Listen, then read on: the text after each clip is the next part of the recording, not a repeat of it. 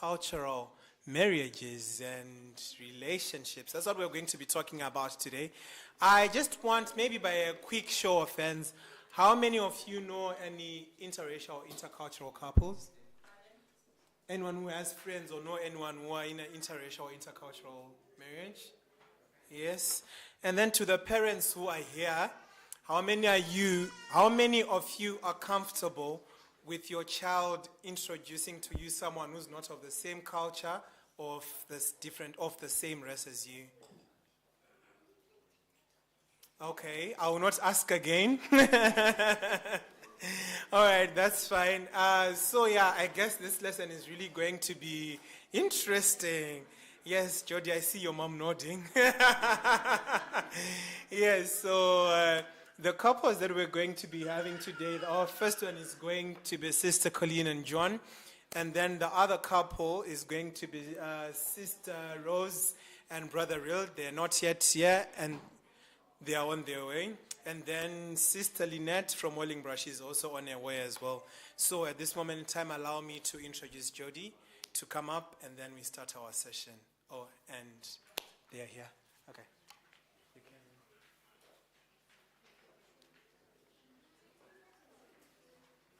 Good afternoon, everyone.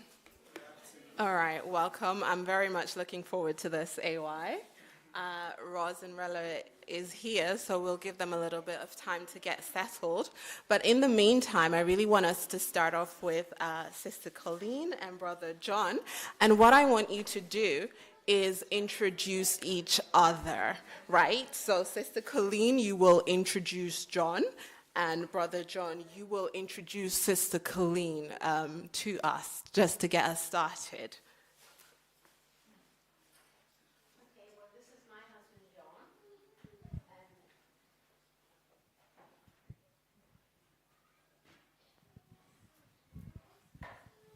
This is my husband, John, and he was born in Glasgow, in Scotland, and his grandmother was an Adventist, his mother was an Adventist, and John is also an Adventist.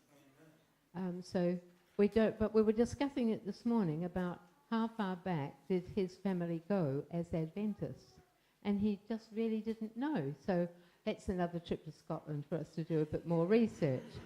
But John came from a typical Scottish background. However, his father was not from Scotland. He was from Gloucestershire, and we think perhaps Wales. So the Lewis name could be Scottish, and it could be Welsh.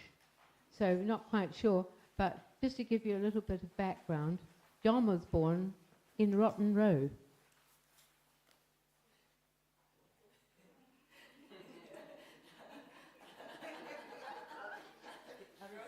But that's where the hospital was. And of course, the drains obviously ran down the back of the hospital, and it was called Rotten Row for a good reason. Okay. So, but John's mother fortunately rescued him from there, and they moved to, where did you move to from there? Scarborough by the sea. Oh, Chillingham. How old were you then? Less than one. Okay, so you didn't know much about it, except for your mum.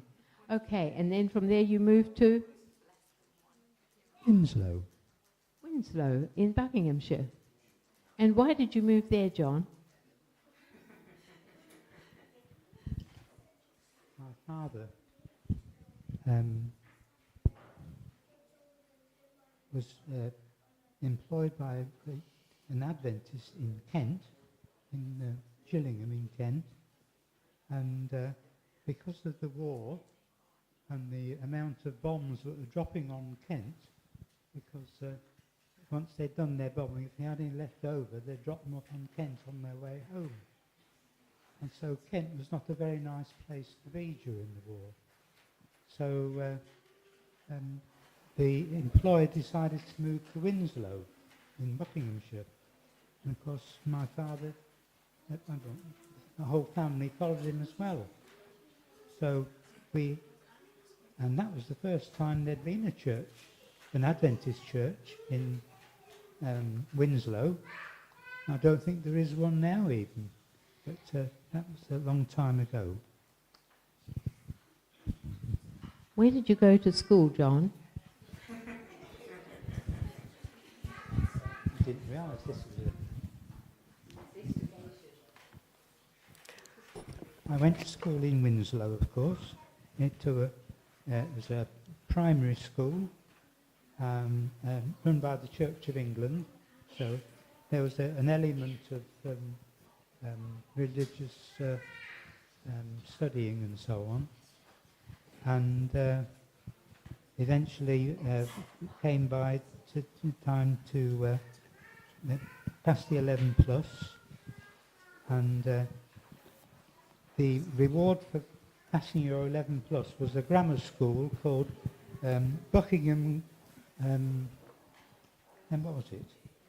No, it was the Buckingham Latin School, grammar school. And I didn't fancy to learn Latin when I was that age, and so I wasn't really bothered whether I got the 11 plus or not. But however, I did get the 11 plus, so fortunately, that particular summer, we were moving up to, my father got another job up in Bradford in Yorkshire. So I ended up at Hanson Boys Grammar School in Bradford in Yorkshire. Sister Colleen, perhaps we can have John maybe tell us a little bit more about you. Well, this is Colleen. Can you hear me? Everybody, yes. I try and talk without. No. Yeah. Right. This is my wife, Colleen. She's one of two wives I've had. I was unfortunate to lose one in 2006. And she was a member here, obviously, and held church offices. But Colleen had been attending this church for a number of years, so we knew each other reasonably well, and she's always helped out with the music anyway. And so it was useful when she suddenly appeared from, where was it you came from? New Zealand. No, I know that, but... I appeared from because London. she came up from London, that's right, yes, that's right. Like most of you here. Okay, Colleen, can you tell us a little bit more about like your background, where you're from originally, perhaps? I came here from New Zealand at the age of 26, so it was a big adventure, holiday abroad, skiing in the Alps and Switzerland, so I never thought that coming from New Zealand and being not that well off that I would ever get on an aeroplane and come to Britain. But my first marriage was a young lad who had actually come from England. Well, he was born in New Zealand, but his parents came from England.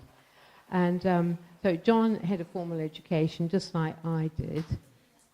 And my background was that I grew up in a school that observed much the same education system as that. Mm-hmm.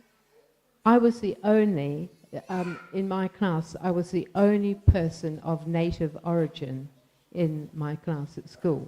So I was known as a half-caste. Poor child, didn't quite know what she was. What do you mean when you said native origin? Well, my mother was Maori, my father was from a Scottish background, very similar to John's. So there wasn't a lot of difference in our childhoods, except that in some ways, we grew up in a system that was based on the British curriculum, basically.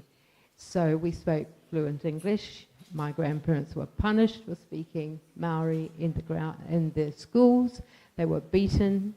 And I must say, I was beaten at school as well, but not for the same reasons. But I suffered brutality at the hands of my school teacher.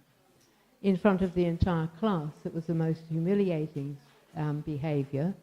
And he bitterly regretted it, I know, but the whole class did not like him after that day. So I grew up in the baby boomer years in New Zealand, and my family was the only family in the area that were distinctly Maori in features.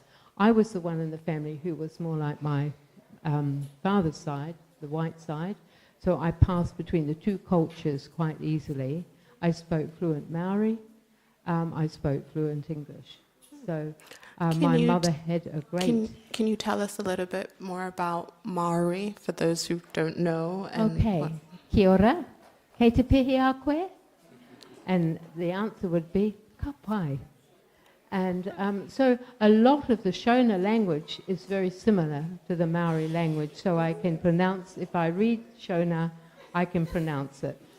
Wow. So Namatai is a lovely little girl's name, and my middle name is Marama, which means a moonbeam, and the girl that shines in the dark place, because my first name is Irish, which my mother thought was Scottish because of my Scottish heritage, but it's actually Irish and means girl. So my two names together mean the girl who shines in the darkness. Lovely, thank you. To the light. So, on my from New Zealand, I grew up doing all the cultural things. We were great entertainers, musicians, singers, a very talented musical culture. What can I say? We entertained royalty. We didn't rub shoulders with royalty. We rubbed noses. And this is the traditional Maori greeting. So you look in my eye and I look in yours. And we know where we stand. And my mother's cousin, he always greeted. If you look back on some of the visits of the Queen and the Duke of Edinburgh to New Zealand, you'll see them rubbing noses with my uncle, covered in a beautiful korowai cloak, which was woven for the chiefs and made of kiwi feathers, flax, linen, and kiwi feathers. Awesome. Thank you so much for that beautiful introduction and giving us that insight into your background. I'm going to move on to Rele and Roz, and then we'll come back. We'll come back to you. So essentially what I want you to do is introduce each other. So Roz, you can introduce Rele, and Rele, you can introduce Roz.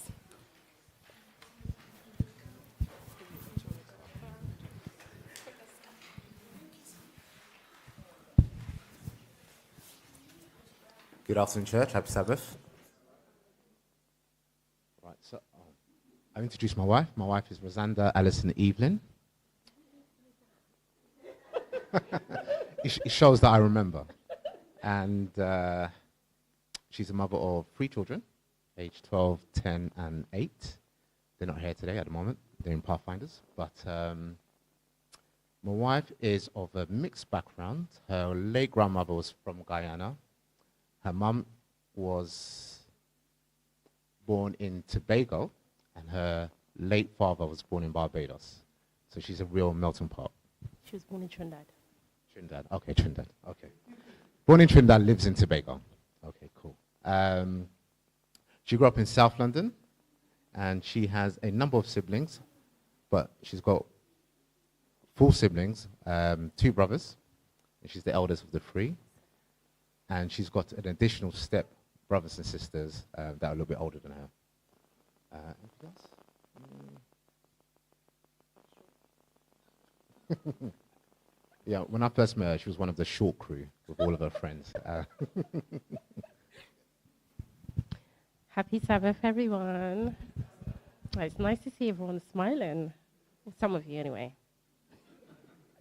Okay, so this is a true test right now because he said all my names. Now I have to say all his names. But there's a lot of them. Okay. The pastor asked me this at our wedding day, and I kind of flopped. So here goes. This is Aluf Laju, Adonrella, Bamidele, Ayodeji,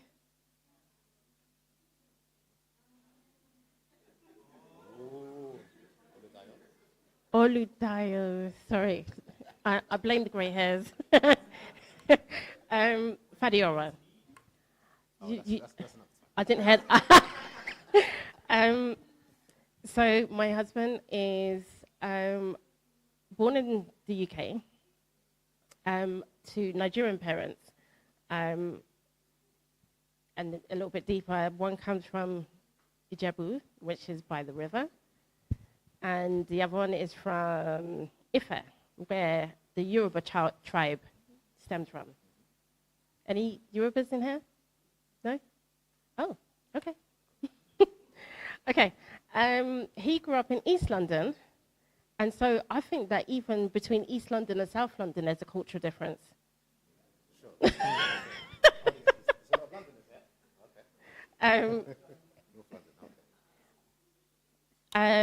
Yeah, that's. Oh, he's my husband and and the father of our 3 children. He's lovely.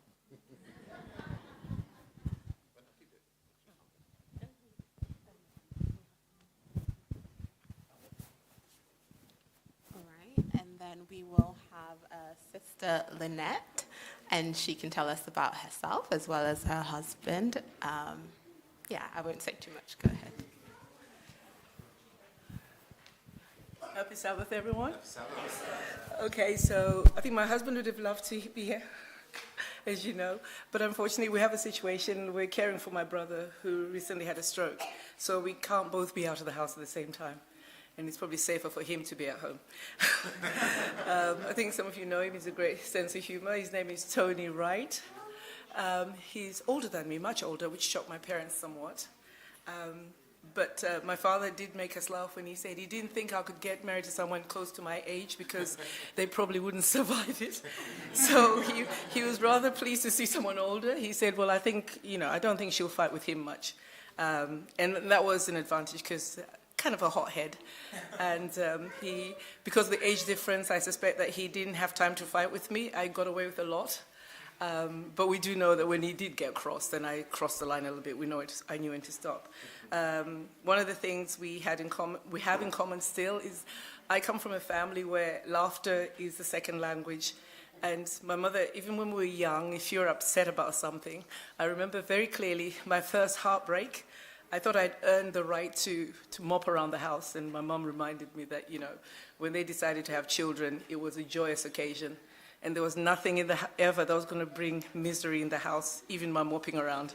So it was important for me to meet someone who had similar kind of humor. And most people who know us will know that in our house, it's just a lot of laughter. There's a lot of laughter, and people often say, "Can't take you seriously." But yeah, that's one of the strengths of our relationship. We share one son. Tony was previously married. He has 2 boys. And we share one son his name is Kyle. I think some of you know him. Plays keyboard, comes back and forth. He's based in Darlington at the moment. Myself, so Tony is English, raised in South Hall. Typical South Hall accent, whatever that is. That English that my mom often says, I don't understand him when he speaks. And he's speaking English, honest, but he's got a very strong London accent, Southwest London accent. I grew up in North London. I came here when I was very young, originally from Zimbabwe. Born, raised in Zimbabwe, came here when I was 9 years old. It's a very long time ago. And then went to school in this country. So the cultural thing becomes very important because I've grown up in a culture that the reason we came here was to get away from the colonial rule. So it's a bit of a contradiction in a way because we were leaving a lifestyle that was oppressed by the people whose country we went and lived in. So that's quite an interesting, it is interesting because it does impact even on our relationship as I speak, given that he's English and I'm Zimbabwe. So politics is quite important even in our lives now. I think, is that enough for an introduction? Thank you. That was beautiful. Thank you so much for giving us that insight. So we have 2 intercultural couples here today. So we have Sister Colleen and Elder John, and then we have Brother Rele and our dear Sister Roz, and then we have Sister Lynette, who is in an interracial marriage. So what we're going to do is give you some time to essentially share with us your experiences, or anything, any further insight that you want to give us into, I guess, what it means or what it's like to be in an intercultural relationship. So if we have Elder John and Sister Colleen going first, and then we will have some Q&A at the end.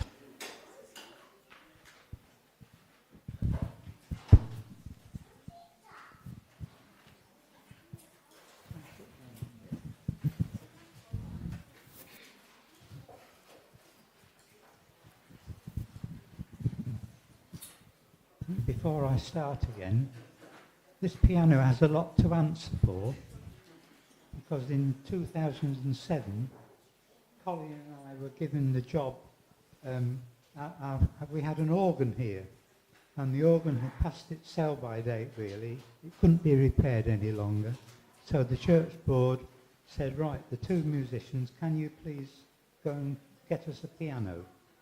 So we spent quite a lot of time in the piano place in Rothwell. Rothwell is famous for all sorts of things. Those of you who haven't been to Rothwell yet, but one of them is they've got a piano stall. And you can go in and choose. You've got pianos all over the place. Grand pianos and uprights and all sorts. So that's the place to go to get your piano. But you might get a partner as well if you take anybody else. Anyway, what was the question? So, as you can see, John was all keyed up. And so that really struck a chord with me. That we both have played together in church for many years. And so I used to sit just in front of you, Chantal.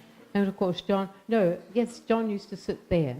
And I was always looking at the back of John's head and Audrey, his wife. So it was quite natural they were part of my church family.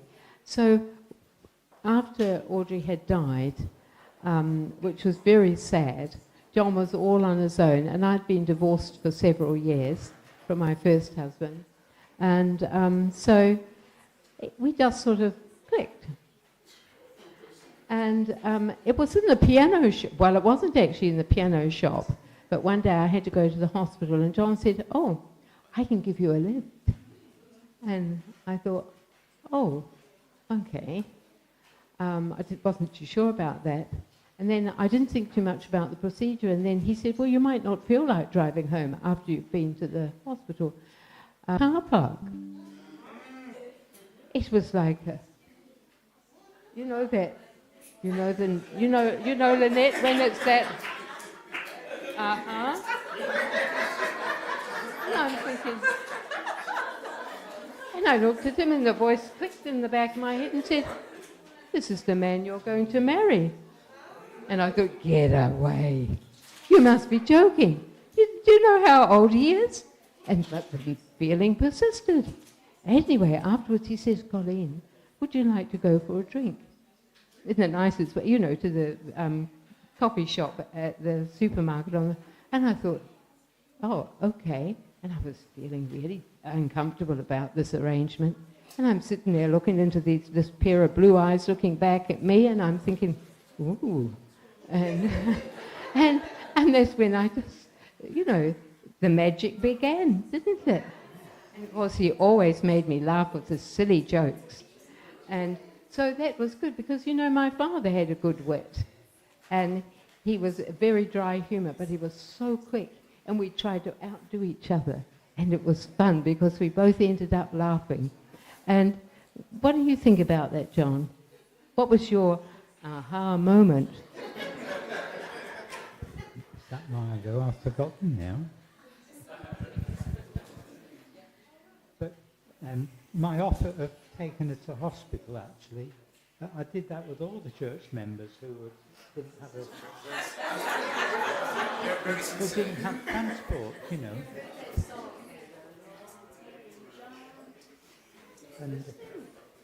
And that was something that I did. I always remember one of our elders here he said, I wonder what will happen with so-and-so when I die. Because we've looked after her, we've taken her to church, we've brought her back again, she's come home for lunch and all that. What will happen to her when we've gone? So I said, well, I was an elder then as well, so I said, well, I'll make sure I look after her, And so I did that. I used to go and visit her. I was the treasurer as well at the time. So every Monday I had to come into the bank to pay the offerings in. And she only lived in Club Street here. So I used to go over and just say hi, every Monday morning. And this is not what he's talking about now. Yeah, that's right. So that was just an example, And she found it very useful for me to go there. And she always had a hot drink. As soon as I knocked at the door, and she said, just come in, she told me just to come in, knock the door and come in. So that's what I used to do. And I used to say at the door, it's only me. And then she would repeat, it's only me. And she'd be up and kettle was on. And by the time I'd got in and taken my coat off, there was a cup of tea ready. So that was the sort of relationship I had with the other church members. And that's that really. Well, it's not quite that, because one day she said to John, I used to look after her. I used to go and do home care in the community. And I used to take her out shopping once a week, and I'd make sure she had a hot meal once every time I took her out. So we would share a meal of fish and chips in Morrison's, because she couldn't eat it all and neither could I. So we'd have the fish and the chips and we'd sit and have lunch together. Anyway, one day, John happened to arrive, and we both came to see her, because I was generally either a deaconess or doing something else in the church. And I left, and John was there, was still with her, and she said, you must watch out for her, she's after you. You remember that? She said, watch out for her, John, she's after you. But little did she know, he was after me. And we used and John, I remember one day he was going off to Canada to visit his son there, and I'd given him something, and he said, oh, I've got something for you, Colleen. And he looked up at the window to make sure no one was looking out the church window, and he said, this is for you. So that was his first gift. I can't remember what it was, but anyway. And off he went, and I couldn't stop thinking about him, and he even rang me on Christmas Day. Can you believe it? He was checking up. Anyway, okay. All right, thank you so much for that. We'll come back to you. So now we'll go over to Relay and Roz, who's going to share with us. You go. Okay. Right. So, I grew up in church, in Adventist church. Didn't know anything else. But my parents didn't grow up in the Adventist church, but they became baptized together. Well, that was the second time for my mum. Just giving you a bit of a backdrop. My dad had already been previously married and had 4 kids. And then with my mum, he had 3 kids. And they lived happily together with the other, we all lived as a family unit together until he died in 2003. So it was after my dad's death, I realized now in hindsight that I didn't have a relationship with God. And I started blaming God for taking my dad. And I used to reason like, look at Uncle Joey, or no, not Uncle Joey, some uncle who used to smoke like a pot. Why couldn't you take him? Why are you taking my dad? And I was so angry. I was really angry, and I just couldn't come to terms with my dad's passing, and it happened to be on my birthday. Anyway, I remember going to church one Sabbath after his funeral. It was a few months later, and as I walked in the door, I felt this sense of emotion. And the first person that came up to me just gave me a look, and I burst into tears. I walked home, and that was it. I didn't go back to church. Anyway, fast forward. He died in 2003. So fast forward 2005, I was at university. I was a mature student. And I thought that I could have continued studying, but I couldn't. I couldn't, because it was just too much to deal with this grief. Grief is crazy. But I had a job at university, so I was there all the time. And I remember this year, one of my colleagues had said to me, have you seen this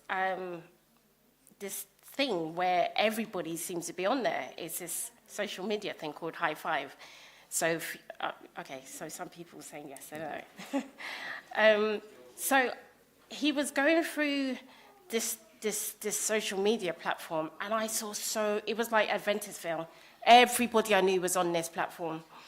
And so I signed up, as you do, and people added me, and I added them, and blah, blah, blah. And I got a message one day from this person, and it said, nice to meet another Sagittarian. I opened it. I didn't usually look at messages from strangers, right? But I thought this was different. So I looked at the message, and I looked at the person that sent the message. I looked at the birth date, and his birth date was a day before mine. I said, oh, okay. I didn't respond until 3 weeks later, saying, oh, hi. And yeah, I wasn't keen on talking with strangers, especially online, because you just don't know who's who. But there seemed to be a genuineness to this person. Anyway, it became a thing every single day on my lunch break. I would check my messages, and lo and behold, there was a message from him. So I opened up. Him is me, by the way. Okay, so. I opened up the message while I was in the office, and I was on the reception desk, and somebody walked up behind me. I was like, oh my gosh, I know him. I said, oh, what do you know? And she was saying, oh, he's a really nice person. He used to go to university with my sister, so I know him very well. I know this, that, and the other person. So I thought, this is useful information. I went back to him and I said, do you know A, B, and C? And he said, I thought I knew you from somewhere. He actually didn't know me. But yeah, we struck up a conversation, and then I noticed there was another person that I was at university with that was working with him at the time, and they had said to me, oh, he's such a lovely guy, A, B, and C. And I said, okay, fine. So after I told him that I knew these people, which I didn't, he said, oh, no, we must meet up. I said, okay, how about 2 weeks' time on a Thursday? I was quite specific with the day because I started going back to church. There was a campaign at Croydon Church that I was attending, and the messages were powerful. And Thursdays is when they don't usually have meetings. So he agreed, and he met me on I asked him to meet me at work. I told every single body, look out the window, take his registration plate. If you don't see me at work tomorrow, you know, call the police. So I came out of the car, And we came out of the building and walked over to the car, and he came out, he opened the door for me, obviously because he knows what I look like from pictures. He opened the door for me, and I looked at him, I scanned from head to toe, and so from head down to his ankles was fine. And then I looked at his shoes. Okay, I've got a thing about shoes. And I don't know if he did this on purpose. Maybe it was a get-out clause. Maybe he thought if I wasn't the person behind the pictures, he might run away. I don't know. But we went to have something to eat.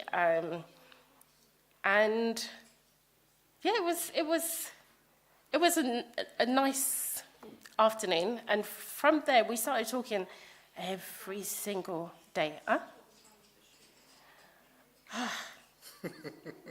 I'll show you later. We spoke every single day. But it was getting to the point where I was like, what is this? Like, he's not Adventist. I'm trying to get back to have a relationship with God. And I don't want any feelings to get involved. And on top of that, my brother, my mum, my late father, he would have turned in his grave if he heard that I was dating a Nigerian person. So, yeah. There's more, but he can go now. Just using that time when we met and the journey Rose was going through, going back to church, just because her father died and she was still not really in a great place. And when I met Rose, I'd never heard of the Seventh-day Adventist Church. I remember saying to her, "Are you Jehovah's Witness?" I think that's what I said. Again, I never heard of a Seventh-day Adventist Church. Even though I grew up in London, there are many churches around, and there was one on Holloway Road, which I used to walk past all the time. And they found out people I know were Seventh-day Adventists, but again, I knew nothing about the message. But I think at the time we met, it both started us on a journey as well, in terms of Rose getting back into relationship and introduced me into the Sabbath, introduced me to a family who observed the Sabbath. And, you know, when she met me, I had big gold chain, big, you know, and they accepted me for who I was. And, not quite. I'll come back to that part. Oh, do you want me to... Right, No, okay, no, no. okay. So, as I said, I said to myself, I cannot continue with this friendship thing because I can't bring him home. He's wearing all that jewelry. What will my mum say? Anyway, it was a Saturday night. He calls me because he used to work on a Saturday. He said to me, "Do you want to go out?" And I said, "Okay." I was meant to have a girls' afternoon with my auntie, my mum, my sister-in-law, and my cousin. They was all at the house. But I said, okay, and I was getting ready to go. And they called, and they said, "What are you doing?" I said, "I'm just popping down the road. Just going to pop down the road." And so I got a phone call, and I said, okay, put down the phone, put my shoes on, I'm about to walk out the door. My mum called me. "Where do you think you're going, young lady?" I said, "I'm just popping out." She said, "Where?" I mean, I was 27 at the time. So my mum started opening up and saying she's been acting very weird recently, always having these secret conversations and going out and coming home late and all kinds of stuff. So she said, "Whoever is outside to me, you better bring them inside. Lord have mercy." I walked outside to go and call him inside. All I can see now, I didn't see it before, all I can see is gold chain and big bangles. Because the church that we grew up in was very conservative, and I mean, now it seems to be a thing where you see more jewelry and stuff, but for me growing up, it wasn't a thing. And your mum's very conservative, very straight to the point. Very. If you meet my mum, you will never forget her. And so, as we was walking, I said, "Do you mind just pushing that inside your t-shirt?" And I said, listen, my mum, he said, no, don't worry. He literally charmed my mum. I don't know what it was. It was the Nigerian flair. But he charmed, and no, my mum doesn't take to people like that. So yeah. Anyway, go ahead. Oh, what was I saying? I don't remember.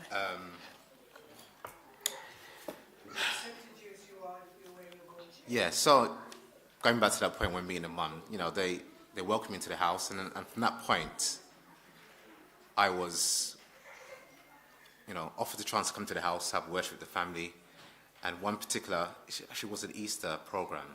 They were having a campaign at Brixton Church, and Mum had said to me, why didn't you and Rose go to the campaign? I mean, again, in terms of background of my church growing up, I was brought up a Methodist, but we weren't really frequently going to church. It was more of a tick box exercise rather than having that personal relationship. But I was open to going to church, and we went to the campaign. And I think really hearing a Sabbath message on that Easter program really just changed my life. And then from that point on, it started me on my journey to eventually taking off the confusion on me and to get baptized in 2008. It's a beautiful journey, and traditionally there's no Seventh-day Adventist members in my family, you know. Mainly my family is Methodist. My late granddad is the head of a Catholic church in Nigeria. So, you know, the Sabbath message wasn't a message well received within the whole family. It's been a journey, it's taken time, and I think Rose's personality, characters helped with that. But we can go into that a bit more later. Sorry, I forgot this thing. So my brother was the last person to meet Rella, and I remember we siblings were going out. I think, yeah, I'm not going to say where we was going, but anyway, we was going somewhere, and I'd asked him to come along. So I said to my brother, can you stop? Because I've got a friend that's coming from East London. Do you mind waiting here? He said, I'm not letting you out of the car. He said, what person is this? I said, my friend. He said, who? And I explained who he is.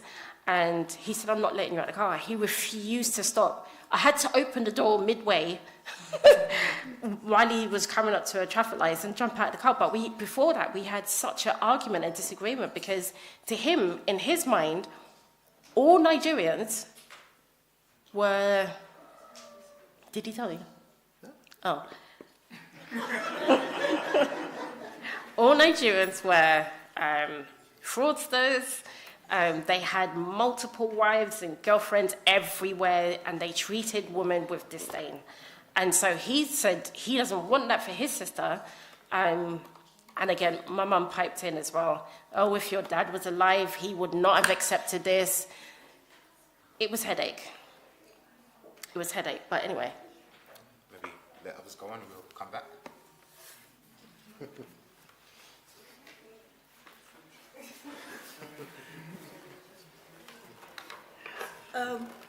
I'm going to apologize because somebody didn't give me the full kind of brief. I'm going to embarrass you. I did not focus on so much on how we met, etc., etc. I was given specific questions which I was going to follow. Well, I'm a bit pushed for time, so I thought, but I'll try to be, you know, so I don't know. I'm not too much of a romantic. I met my husband, and I love my heartbreaks. I have a history of heartbreaks. I met my husband after I've been home. You know, when you're here, educated, everybody wants you to get married, you know. So they took me home, and you're almost like a trophy. And it seemed every holiday there was somebody I was being introduced to. And because I was a bit slow, I just never understood why all these fellas around. There's always an auntie. But there was one particular guy, and then I was chaperoned to go out with this young man. He seemed very pleasant and everything. To be honest, I didn't like most of them because I didn't understand why people had to choose for me. But it is what it was because I grew up in England, etc. So anyway, you know, I would go along with this charade, whatever it was. But my aunties got a bit fed up because I just wasn't playing to the game, because they didn't want to tell me what they were doing. They were setting me up because they knew, as I said, I'm a bit of a hothead. I would probably just run. So they would try and set me up on these crazy dates. Anyway, on the third, I think the third attempt, a few years down the road, I just got the message, and I said, you know, guys, I'm a bit tired of this game. Could you stop introducing me to strange people? Because having grown up in England at the time, most of the Zimbabwean guys who I met who hadn't left Zimbabwe had a very strange perception about girls abroad, and they didn't really think that, well, this particular guy, he said to me, how would you feel about going to the rural area, you know, spending some time? Now, I didn't know what that meant. I said, well, what for? He said, well, you know, because when we get married, you go to the rural area, you know, and spend some time. And I'm like, not really. I wouldn't want to do that. That was quite serious for him because he was offended. But he hadn't explained, and I didn't know what it meant. I was brought here when I was 9. So by the time I'm about 22, 23, that's all I know. I don't really know much about culture. I blame my parents. They didn't really teach us, tell us the expectations. I think they thought I would meet someone, I would comply. They forgot I'm a bit of a hothead. So when he said, how do you feel about going, you know, he said in Shona vernacular, kumusha. I thought, well, I ain't doing that. I said, no, I'm not doing that. And for him, that was a deal breaker. Then I got the message, and I sort of said to my parents, you know, could you stop this? I am really not up for it. It's not going to work. And that was it. That was normal. It was not to be visited anymore, I said, because I was just tired. Now that I understood what this was about, I wanted to choose for myself. But I really didn't have any plan to get married. I think that was one of the other things, being the only daughter, having to say, you know what, I don't really want to get married. I want to do things on my own. I'm independent. To be honest, I don't want to get married. It was a difficult conversation to have with my mom because she knew I was career-driven and I was quite a bright girl. I had a bright future, and that future did not include a husband. So I guess my dad sort of sussed that whoever was going to win me would probably be persistent, patient, I don't know, outstanding, because he always asked me, you know, when I came from university, if I'd met anyone, I'd always say no. Everybody's boring. They're dull. So I always had issues, and he always looked forward to asking, what's wrong with that one then? And I would tell him. So Tony coming along, he caught me by surprise. I think that was the last thing on my mind. There was so much going on in my head. And then he asked me out for a meal, and I thought, oh, he seems mature, it's all good. And we went for a walk in the park. He talked to me about rugby. He used to play rugby.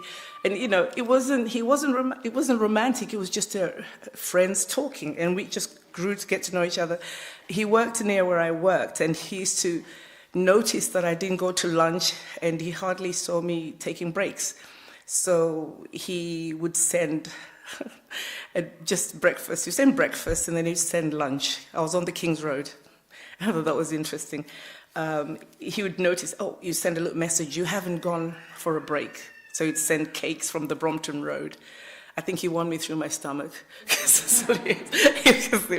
always used to send lunch or tea, and it was late in the afternoon. He would send cakes and stuff like that. You know, so it was a friendship that grew not out of romance. As I said, I'm not that romantic. And we got to know each other.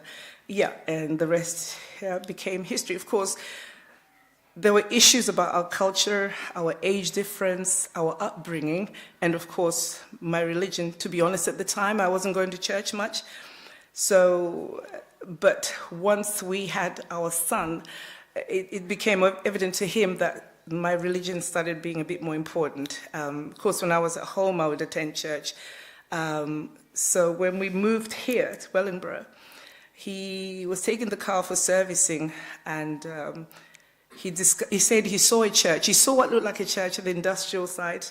He said there were women wearing big hats going in there. And all he knew is that I'll stay home. I wasn't going anywhere on Sabbath. I wouldn't go shops, because suddenly I had a different mindset once I had our son. And so he said there were women with big hats going into this building. I suspect that's your church.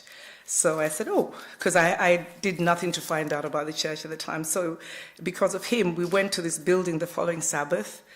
And yes, it was the SDA church. They were attending Stanton Close. But when I talked to the ladies years after, they said there was never anyone who attended there wearing big hats. The only thing Tony knew about the big hats was because my mom is a bit of a diva and her big hats. So I said there's something weird that he saw women with big hats going in there. So that's how I started coming back to church and, of course, got rebaptized. But unlike your journey, Tony has accompanied us to every church event, everything. He's always there. However, his own journey doesn't include the conversion yet. It's in God's time. One of the things that's been fascinating in our journey is that I asked the Lord that since I've come back, my biggest concern was that religion. Would he stop me going to church? Would he stop our child going to church? But prayer was answered because Tony really does, he loves this church. He loves everything about Adventism. And he loves the way our children grow up in Pathfinders and youth programs. So he was very keen for our son to come to church with me. And he used to attend church every Sabbath. Not so much now. Tony has stopped coming to church. But in the early stages, and when our son was young and at home, he was there. Our son attended Stanborough Park School for a while. And yeah, he's always supported our church journey. But his journey is a little bit different. The biggest challenges in our relationship has been that. I think my concern for his spirituality, even if I leave him at home on Sabbath, he's probably watching something from, some Adventist preacher, usually Walter Veith. He has followed everything. He understands all that. But, as things happen. But I want to praise God that hasn't been a big problem in our relationship, because even now, when I said I was coming here, he didn't have a problem. He knows I'm going to church. But so I always ask, let's just keep him in our prayers. I think God has his own time for him. And yeah, but he's had a hard time because I'm not terribly romantic. But he's been very supportive and a good husband. I don't know what else I can say. Do you want to say? Do you want those questions you want to answer? All right, thank you so much for sharing your stories. It's so interesting. I always love to sit and listen to people talk about how they met and how they fell in love. It's just great. So now we have a few questions just to probably help us, our understanding a little bit better. So the first section is understanding differences and identity. And I'm going to allow Sister Lynette to go first, just because she's a bit pressed for time. And the first question is, what cultural differences have shaped your relationship the most? I looked at that question, I thought it was quite funny. I don't know if our cultural differences have shaped our relationship. Often they're probably the cause of our biggest discussions. As you know, with the English culture, when a child gets a certain age, 16, he should be independent, etc. But from an African perspective, it's not. I mean, we've got our clause in him. He's not going to be an independent young man until he gets married. So I've always found that a little interesting, because he would think I'm doing too much for the boy. Let him be a man. But I allowed him to be a man, but I just probably, I don't know.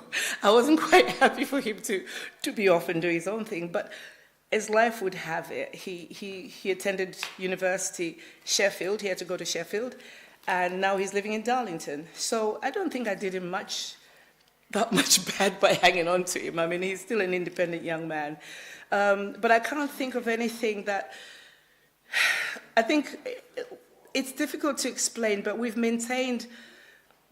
The English culture is very, I don't know... I'll say to him, I don't know if I can't put my hand in. The English culture, what is... Flexible. Is that the word? Yeah, flexible. Or we'll be kind, it's flexible. It's accommodative. I don't know if I would choose that word. Yeah, I wouldn't choose that word. I would choose, it's probably more flexible, probably not as... No, it's not flexible. I would say it's accommodative to everybody, but there is this rigidity, but it's more accommodative to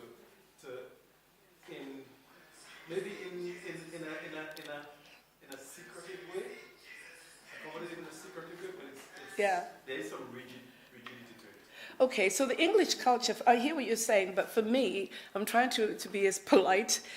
So my son, so he's got my culture, a very strong tradition, Zimbabwean traditions, and the English. So my son has chosen the strong Zimbabwean culture than the traditions.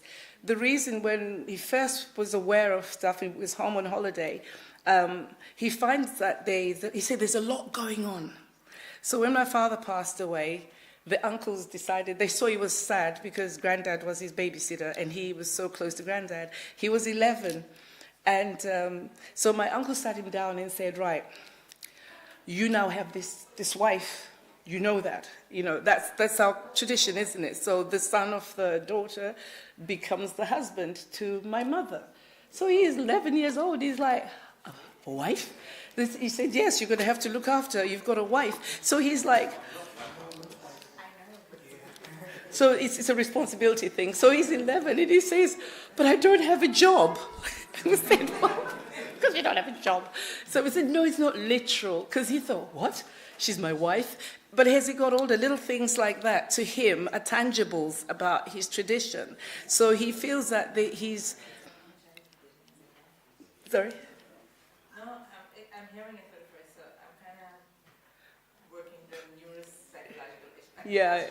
Yeah. So all it means that he now has to take responsibility for grandma. He's got to consider grandma, like he does. He buys things for her when I go on holiday and he goes on holiday. So it gave him some kind of, you know, I have a function in the family. I have a role. That's what I mean with the English culture. He's just, you know, grandma's done. It's okay. Someone died. In our culture, there's so many roles, isn't there? It's more than, you're not just a child. You have a role to play, your niece or whatever. So things like that, when he's home and they'll call him the husband and he feels a big deal, you know, he's managing things. So he said to his dad, I think that he identifies more with the Zimbabwean culture than he does with the English culture, which I know is quite sad for his dad because he says, well, I've got nothing to offer you, which is a real conversation. And I find that in our relationship, that's the thing, is having these really difficult conversations that shape who you are. I think that's how I'd answer that question. Our cultures and our traditions shape who we are, and also I don't think what we've developed is our own relationship with our own cultures, but I don't think I could necessarily, I don't know how to explain that, but I think we remain who we are.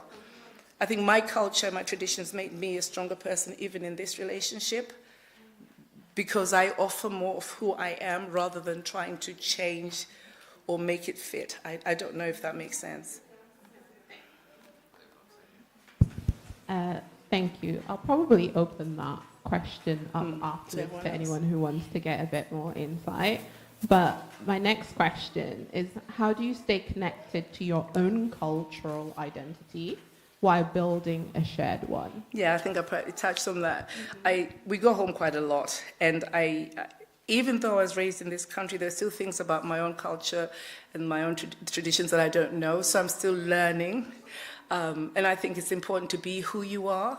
And I've said that I didn't want to change to be something that I'm not. I'm not a hybrid of something because I've married an English man, therefore I must have a different, I don't know, I just have maintained who I am. I cook our food to the best of my abilities. He eats some of our food. He eats most of the worst things, I don't. We went on safari and he ate some strange things that I would never eat. But they are from how people eat, but he's brave like that. So, and likewise, his culture, because I've grown up here, and also, I guess, I also studied the British Constitution, and I love English language, and so I kind of have an insight on what his culture is about, so I kind of know it. But there wasn't much, other than the language, I guess, and understanding the nuances and the English humor. I think we both maintain who we are, and I think that's important to be who you are rather than to change, to fit in. It's very difficult if you do that, I think. Do you still have time? Yeah, few. Okay. Yeah. So in terms of communication and conflict, how do you handle misunderstandings that come from cultural differences? Yeah, that's a very good one. And I think the thing that strengthened our relationship, I start from the spiritual side. We know Corinthians 6:14, to be unequally yoked. You know that verse, right? Now, that verse is very significant. I've got to understand it very differently now that I'm married to someone who's not, because before it was about got to marry an Adventist. Growing up, that's what you thought, isn't it? Just marry an Adventist. Well, actually, it's a lot more than that, because being unequally yoked means you're mismatched. So being mismatched comes down to it's the individual. Because you could both be Adventists from the same country, the same background, and be mismatched. And that's, for me, the basis of our longevity, because we've been together 30 years now. That scares me to even say it. It's 30 years. And so whenever we have these issues where we feel like I tend to think, what's the important thing here? I think the biggest problem he had initially when he first went home, we didn't have a blockbuster wedding. In fact, I didn't want a blockbuster wedding. And I told you I was hot-headed. Everything I did was to annoy my mom. She wanted a blockbuster wedding. I did not. And the only way I could win was by refusing. She was offended. So we had a small family thing. So when we first went home, when we were married, Tony had now to pay reparations to the aunties. So those who understand, the aunties didn't have a big party to eat chicken. So when they saw him, they were offended. So when we first went to the village, I think there were about 4 aunties who'd come to see us. They wouldn't speak to him, and he didn't understand why. Because they were offended. So he had to gesture. But, in him understanding my culture, every time we went home, it got a bit much. He said, but every time they want something, I'm like, yeah, you could pay for life because you didn't give them the opportunity to eat chicken at a wedding. So every time they see you, they choose to be upset. And so you have to do. So I guess he had to understand the tradition, and then he saw the lighter side of it. Because then he realized, okay, my dad's side, it's the same. He said, I'll be bankrupt. I'm like, yep. But it's just a gesture. And so that was a difficult thing for him to cope with. But then he understood why. So tying the two together, making sure that you're not mismatched, and also explaining the things that happened, because for him, it kind of didn't make sense. That was one example. Another example was we went to an auntie's house. And grand auntie was sat on that massive sofa by herself. And Tony thought, I can go and sit there. And he went to sit. And exactly. My auntie was, Mkwenyana means, son-in-law. No, you can't come and sit next to me. So he didn't understand. He's like, I just thought, I'm like, come on.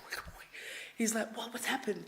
I said, you can't sit next to her. He said, why? There's a seat. I said, no, because then I had to explain. I think if I'm correct, it was about decency. Chances are he may rub his thigh against hers. I think that's how it was explained to me.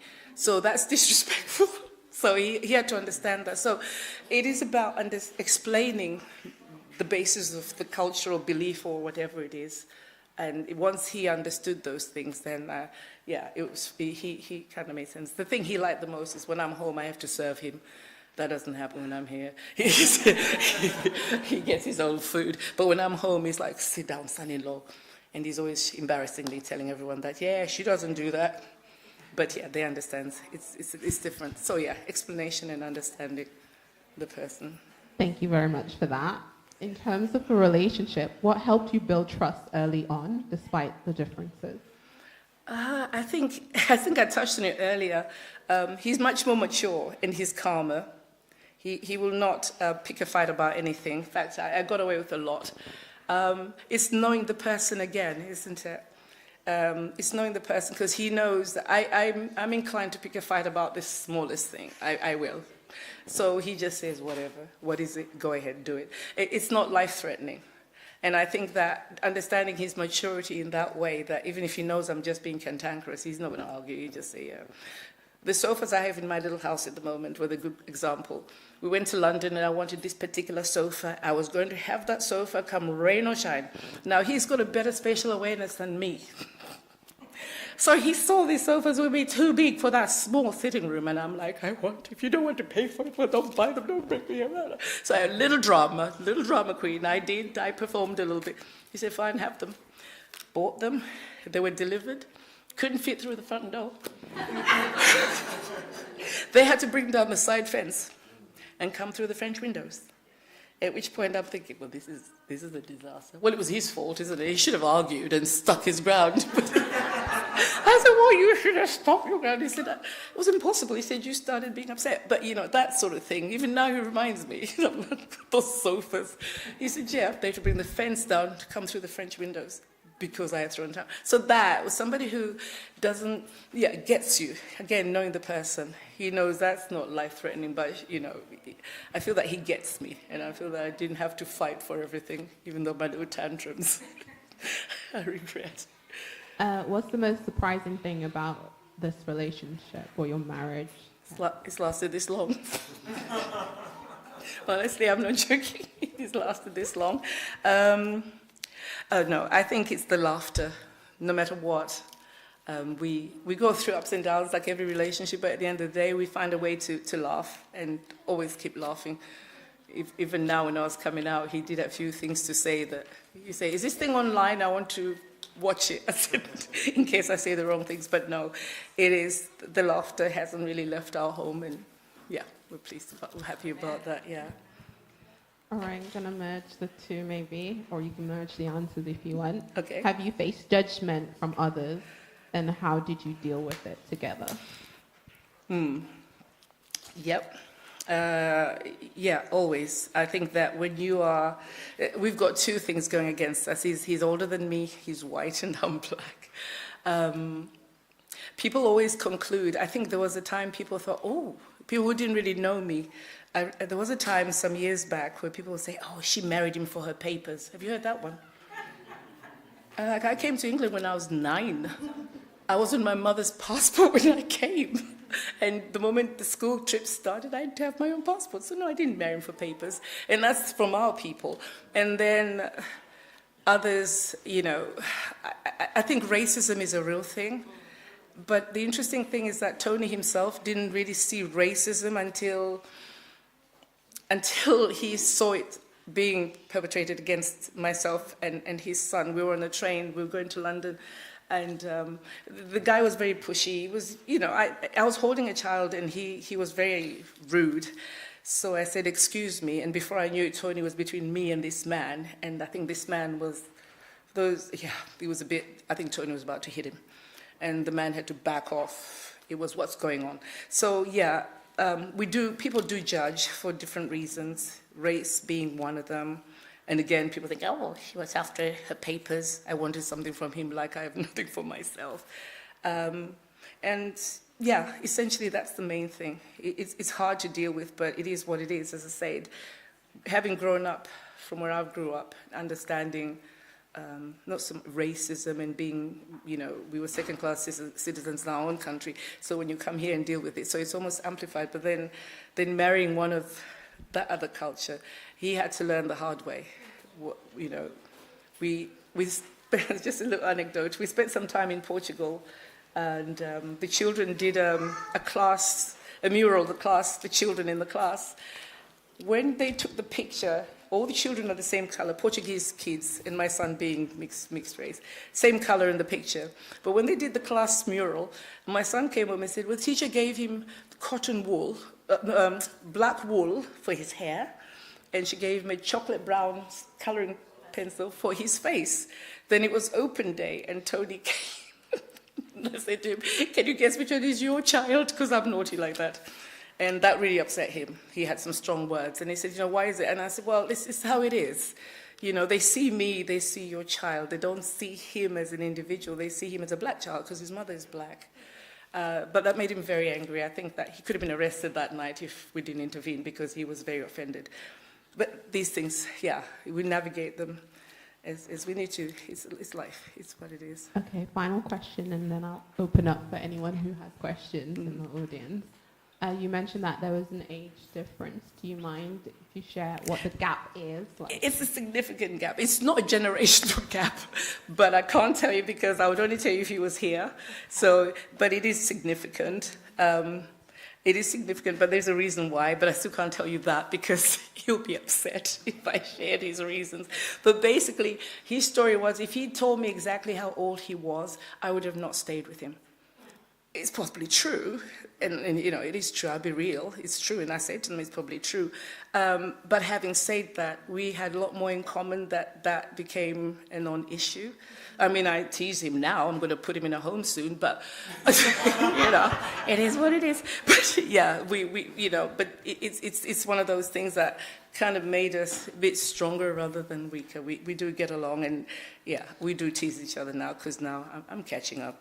You know, as we get up to a certain age, we all sort of seem to be getting closer to each other. So yeah, he laughs about it, but it is one of those things. It's the life. Okay, thank you. We'll take one question, if anyone has.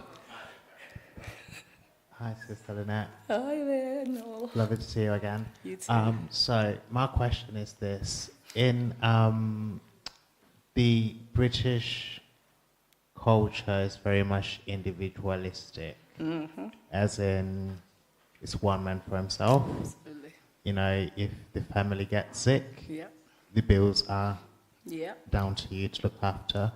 Whereas the African Zimbabwean community is very much community based, and it's Yeah. around Ubuntu. So if there is a funeral somewhere, it's also my grief. Having married Tony, how did you kind of educate him on the collective values of African society and move away from being individualistic? Well, I've got the example now, isn't it? My brother now lives with us. It's very difficult. He finds it hard to cope with, especially the house becomes open. You know, with Africans, people just turn up. And you can't educate. It's a difficult thing, because in his culture, he actually called it like lack of respect. I'm thinking, well, you know, that's a problem, because for us, it is what it is. They turn up, they turn up. You cook. People arrive, you cook. And he's had a hard time dealing with that because of that reason. And again, in this country, there's also services, social services that are there to help, etc. So they think you can always just do away with the problem. But yeah, it is a real problem. And he has to deal with it. Well, he married an African. You don't expect things to change, because we didn't have a conversation of, oh, now that we're married, you'll stop all those things that make you who you are. Like I said, I am who I am. So he married who I am. That's not going to change. And I don't think it's a bad thing. And now we've got my brother in the house. He said to me, he'll get out, he'll make tea for him. He's fussing around, because that's what I do. It's not a bad thing. It's not taking anything away from us. And I think at the end of the day, it's about people. And that's the rich side of the African culture. It is about people. I respect the British culture. Yes, if it's not convenient. Yes, if we didn't have the space. And yes, I wouldn't put us in a difficult situation. But once we have the space and the ability, so why not? So yeah, he's dealing with it. It's been a year. It's tough for him. It is tough. My relatives just rain on us. And it's what it is. Sorry, love. Yeah. I'm just curious, because you mentioned that the question was asked. Okay. I'm just curious, but did you inform him about this part of the culture, tradition before you all got married? Or is it now that he got aware of it? No, he knew, because we've seen it with other families. But you never think it's going to happen to you. And I think that you can accept, you say, wow, they do so much. Yeah, they're nice people, aren't they? But then when it lands on your doorstep, it is a different thing. And again, and I reminded him, that's how we are. So whether I don't know, did he expect me not to do it? I've never asked that question. But then it was never, I said it was non-negotiable. It was non-negotiable. Because at the end of the day, that kind of choice, I can't put my brother in a home. Why? I still have to visit. So that became a non-negotiable. And again, it's about maturity. What would he have done? I wasn't going to choose between him and my brother. And I don't think he would want to put me in that position. So I feel that maybe he respected me enough to say, okay, we're doing it together now. There's no one else in the house. So yeah, I think that's fair. It's a good question. Yeah. Okay. Oh, so here's the thing now, because I said, I was hot-headed. There were people back home who were pretty offended because they wanted lobola, but that's okay. So when you get married, when we married back, it's a dowry. Yeah, it's like a dowry. It would have been worse for me because I fell pregnant out of wedlock, so he'd have had a huge penalty to pay. But he got around it another way. I'll tell you how he got around it. Because my granduncle, who then made the decision how the line would be drawn, because he was older than me, my granduncle said, we're not going to treat him like some young boy with no brain. We need to handle this. The way you say it is like they do it for those with no brain. Well, no, he said that, I think he meant disrespect. He said because certain aunties were they were not having it. They were taking the child and there was no communication. They were really, it wasn't easy. But me, I was just like, oh, I don't want to deal with this, but it is what it is. So my uncle made a decision to draw a line under it because he's an older man. And they said he's not going to just dump her and leave her. If he says he's going to marry her, he's going to marry her. So, yeah. But I'll tell you how he got around that. Is that what you're going to blockbuster wedding? That's like a dowry. No, but you said just now blockbuster wedding. I didn't have that. Oh, yeah. You would have had to pay thousands of this in cattle and goats and chickens and things like that. But yeah, no, he got around it very smartly. He's fortunate because my uncle lived in America and he negotiated a strong terms for him. But the answer is no, he didn't pay lobola, but he did something that was equivalent, which meant people couldn't ask questions after that because it was worth more than lobola. So they couldn't do anything. Yeah. Thank you. What advice would you give to parents who probably, because one of the reasons why we had this session is because growing up in this country, it's something that might probably be inevitable, that one of our youths might end up being in an intercultural marriage as well. So what advice would you then give to parents who probably have a white in-law coming? I said at the beginning, it's about people, right? If we follow the Bible standard, it's not about colors, it's not about cultures, it's about people. Relationships are not about colors or cultures, it's about people. First, parents have to know their children. Once you know your children, then if you've trained your children to be a good person, hopefully they'll attract a good person. And at the end of the day, when you meet whoever it is, you've got your standards and your expectations. I'll just give you a quick thing that just happened recently. Some of you might know my son's getting married, or he has a fiance now. My brother, when we're doing the family discussions, this is with an Indian family, and you know Indians have, you think Africans are bad? Yeah, it's really, yeah. So my brother asked the question to the family because obviously there are some who are sort of like black. Oh, that did come up, it's an issue, but he's my son. I'm not giving him away for, anyway. So the question was asked, what did you see in our son that you've now allowed this to go ahead? They said, he's God-fearing. That really choked me a little bit because I'm thinking, of all the things they could have said, that became the deal maker for them. He is God-fearing, and we know our daughter will be the same. We know our daughter is the same. So that's why for me, at the end of the day, black, white, yellow, green, when the foundation is spiritual and we understand where we're coming from, then God does the rest. Tony and I, when we met, I wasn't attending church. He's not an Adventist, but I believe that God has answered our prayer. He sees God working in our lives. What God will do with it, it's up to him. I think that my marriage, I've seen some religious people married, they're terrible marriages. But I look at my marriage, I'm like, you're always better than them. But he's not an Adventist, you understand? So I say it's a God thing, first of all, and then it's a people thing. When you know your children, you know how to raise your children, you know what you expect for your child, then hopefully, it's not going to be as much of a challenge as it might be otherwise. Amen. Yeah. Okay. Thank you so much. Thank you. For giving us and Thank taking you. the time. God We bless. really much appreciate it. Thanks for the blessing. Thank you. Roz and Renee.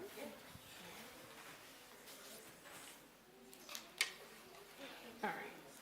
So, same question, but my first one to you is going to be, how do you each stay connected to your own culture, role identity, while building a shared one? I think pretty early on in our relationship, we accepted each other's culture. As I said before, there was hesitation, well, not on Rose's side about marrying Nigerian, but on my family's side about marrying outside of, not even Nigerian, Yoruba, because again, my late granddad was a tribal king in Ile-Ife, is our hometown. And I remember specifically an uncle who lived in Canada had said to me, "Do you know who Grandad is?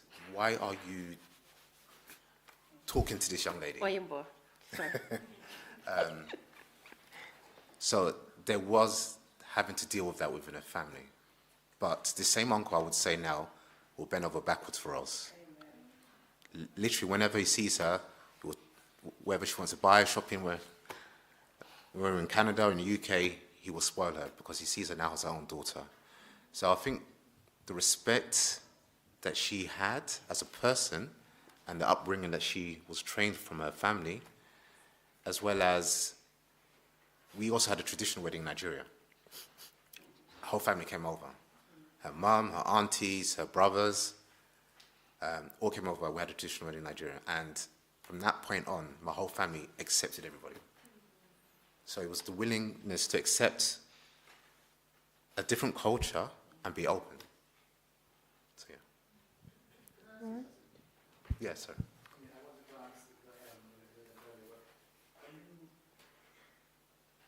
Can you identify anything specific, any specific adjustments that you needed to make in order to accommodate the fact that you are from different places and believe different things? You know, Anything specific? Can you fix that?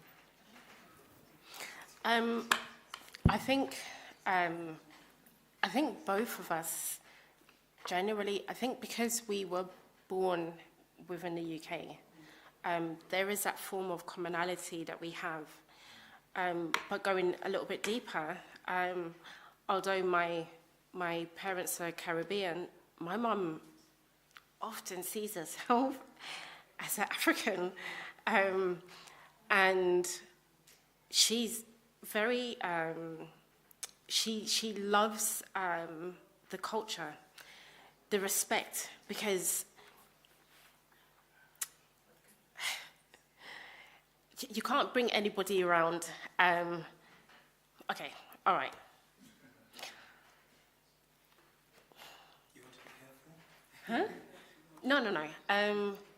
Okay, sorry, scrap that. Start again. Was there any adjustments? Not. It was more understanding of my husband's culture, because there were things that I didn't know, like even the traditional wedding. I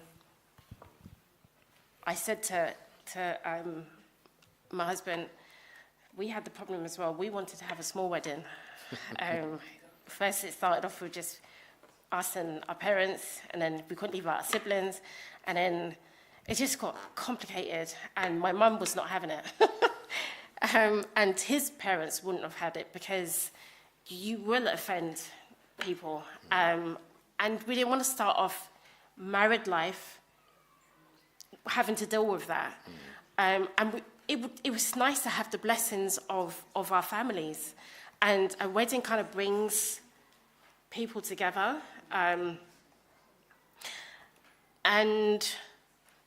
I said to my mother-in-law,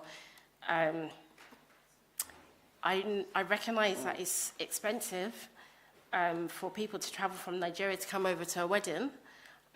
Just to get a visa alone is headache. And so I said, we would take the wedding to Nigeria. I said, my parents, my family will come. I was talking on behalf of my family. I didn't ask them yet. But they were so ecstatic at this opportunity to go and witness a traditional wedding. I didn't know anyone there. There was the whole village. The whole village came out. It was probably one of the biggest weddings I've been to, my wedding. But because it was a traditional wedding, I didn't say, I want this and I want that. I said, Mum, you tell me whatever you want me to do. You even choose our outfits, over to you. And I think from that, there was that love and that bond that we had, because I was not looking about myself. I'm looking about, it's our families. Yeah.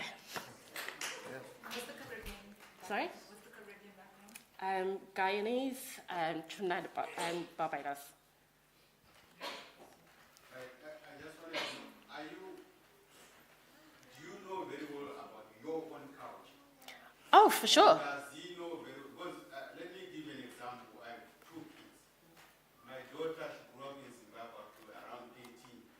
She knows that they are aunties, they are this. She has experienced some of the gatherings and some of our traditional stuff. And my son, I'm sure after 10 years, he'll be Zimbabwean, yes, but about Zimbabwean culture, he's like playing, he doesn't know anything, which will make it easy. Which will make it easy for him to marry someone who grew up here in Kobe, understand? No, whether it's Caribbean, whether it's white, whatever, he doesn't have any much of adjustment. So that's why I'm asking that maybe you didn't adjust much because I think, didn't you grow up here in London? Yes. And him, he was maybe someone was in North London, someone was in South London. So you were just almost experiencing the same environment. So when you went to Nigeria, it was just those who are based in Nigeria hosting you on your wedding, telling you what to do. So I'm saying, I don't know how to put it. From our kids now, our children, sometimes they can face a challenge where, let's say my son now is marrying someone who grew up in Zimbabwe, who grew up from 0 to maybe 20. It would be different from him marrying a Zimbabwean who grew up here. Yeah, no, I understand that. And again, for me, yes, I was born in London, but I spent lots of time in Nigeria. I go back very frequent. I was just there in November, gone. He doesn't have a second wife.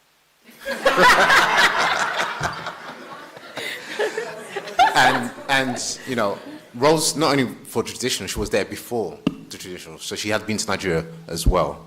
She had visited all the various villages, spent time in maybe a shack. But yes, born in London, but I spent so much time in Nigeria, and my parents' influence, my granddad's influence is very strong in my life. Yeah. Mm-hmm.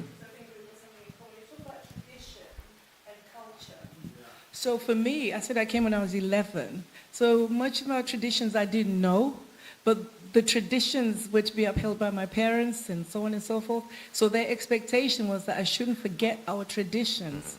Our culture changes because when we're here, you're right, the children born here, their culture has been influenced to an extent, but there are traditions that are shaped by our cultures, which are part of who we are. And I think it's down to the parents. Like I said to my parents, you didn't tell me any of that stuff, so you can't expect me to understand it, but it's up to us. If you want your children to, tradition is important. Like I said, my son now holds on to my tradition probably more than I do. And he wants to know all that stuff. It makes us who we are. And maybe that's the main thing. I don't know. I forgot my point.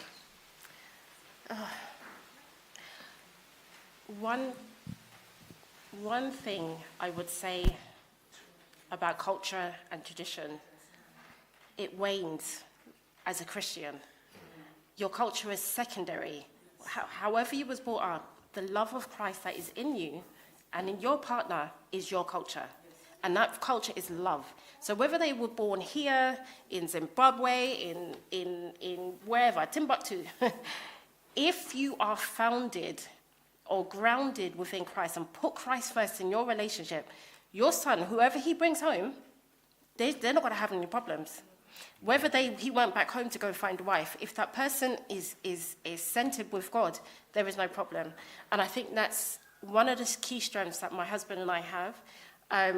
Even though he didn't grow up Adventist, just hearing the word of God for the first time it was the Easter Friday, and the minister was reading the text from the Bible about on the Friday he was crucified, he rested on the Sabbath, and on the first day of the week he rose. He had never read that before. In fact, he had never read the Bible before, even though he went to church. I can quite safely say that most Africans are quite religious. They go to church, but maybe not understand God's words.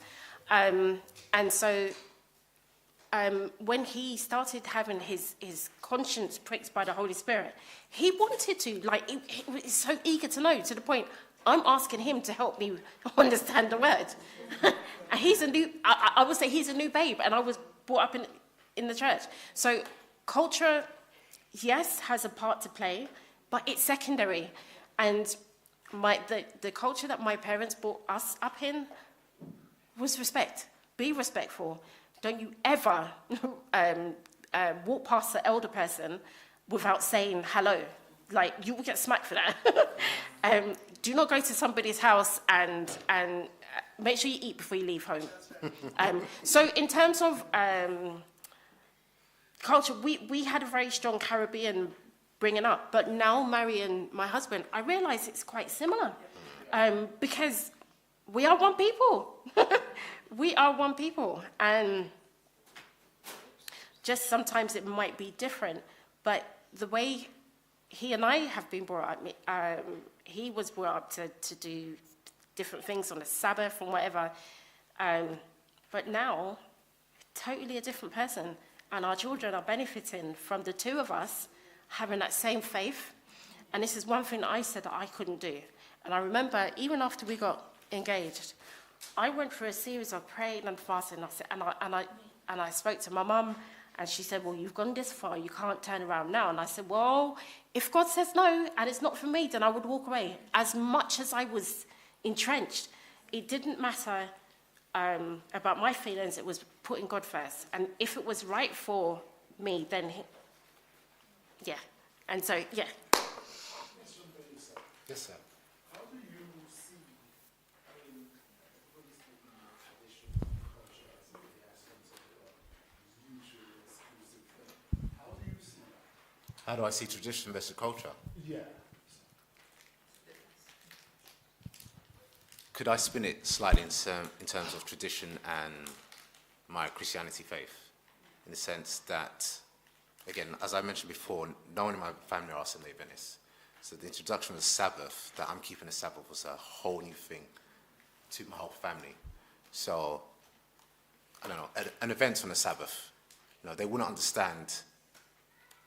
I would normally be the first person there, but I'm not attending some of these events on the Sabbath because, I want to keep holy with my family and rest. So that was a big point of issue, I would say, within a family. But I remember having this conversation with my parents over time about what the Sabbath means to me. And I think also the respect my parents have for me, were happy to see how it played out. And eventually, they have come to the understanding of the Sabbath, and they're happy that I'm seeing the Sabbath. It still will cause odd issues once in a while, but I think that's been the biggest challenge.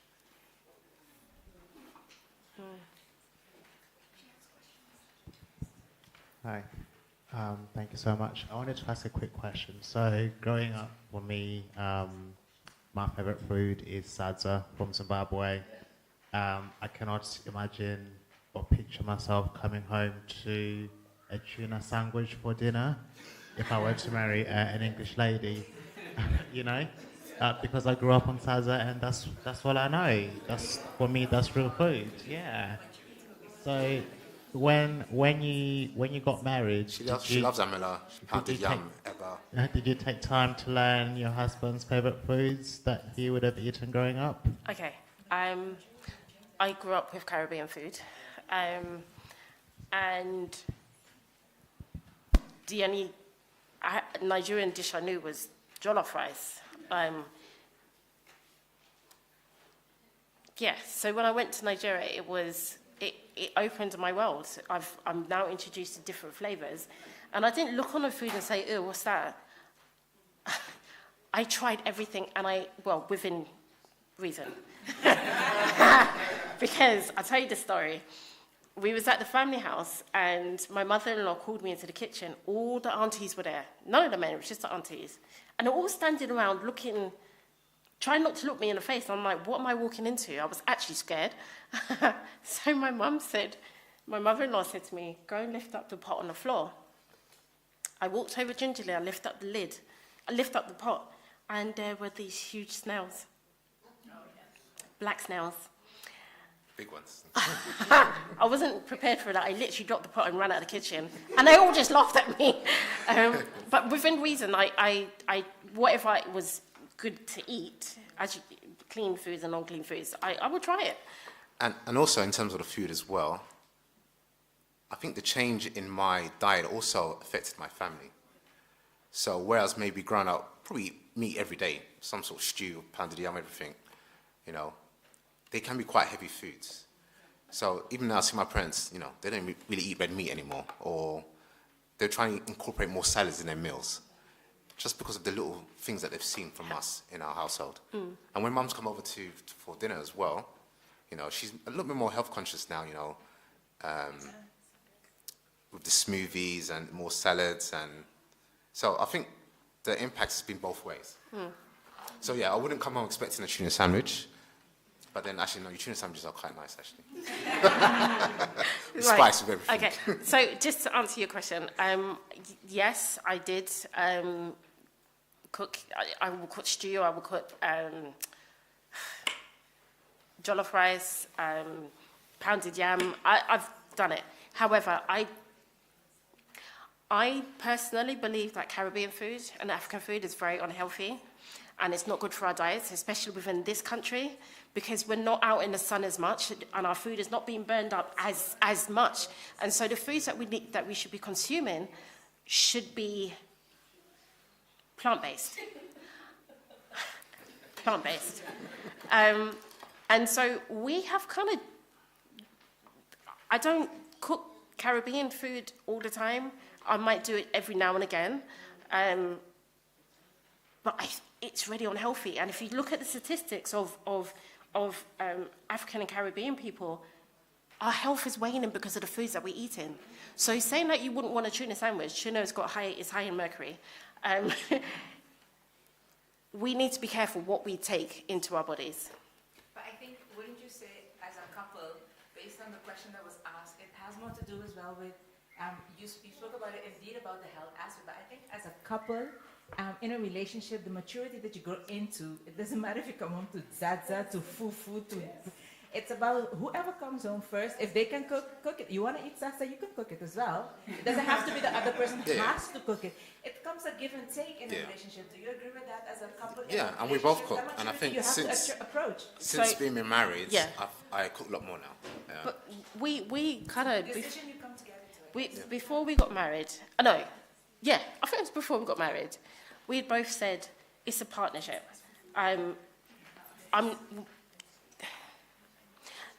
It's a partnership, and we'll do things together. We can cook together. We'll get home at the same time from work, because our works finish at the same... Our work time cut off at the same time. We get home, and we'll make food together. And if I got home before, I would make food. And if he got home before, I would still make food. But also extending that to our children as well. They love cooking food, and they were open to cooking any and everything. So it's getting the children comfortable in the kitchen as well. So my wife homeschools the kids, and she's able to train them, and they're able to do a lot more within the home environment. Yeah. All right, thank you. I'm only going to ask 2 questions on the list because this has gone on a bit. So communication and conflict, how do you handle misunderstandings that come from cultural differences?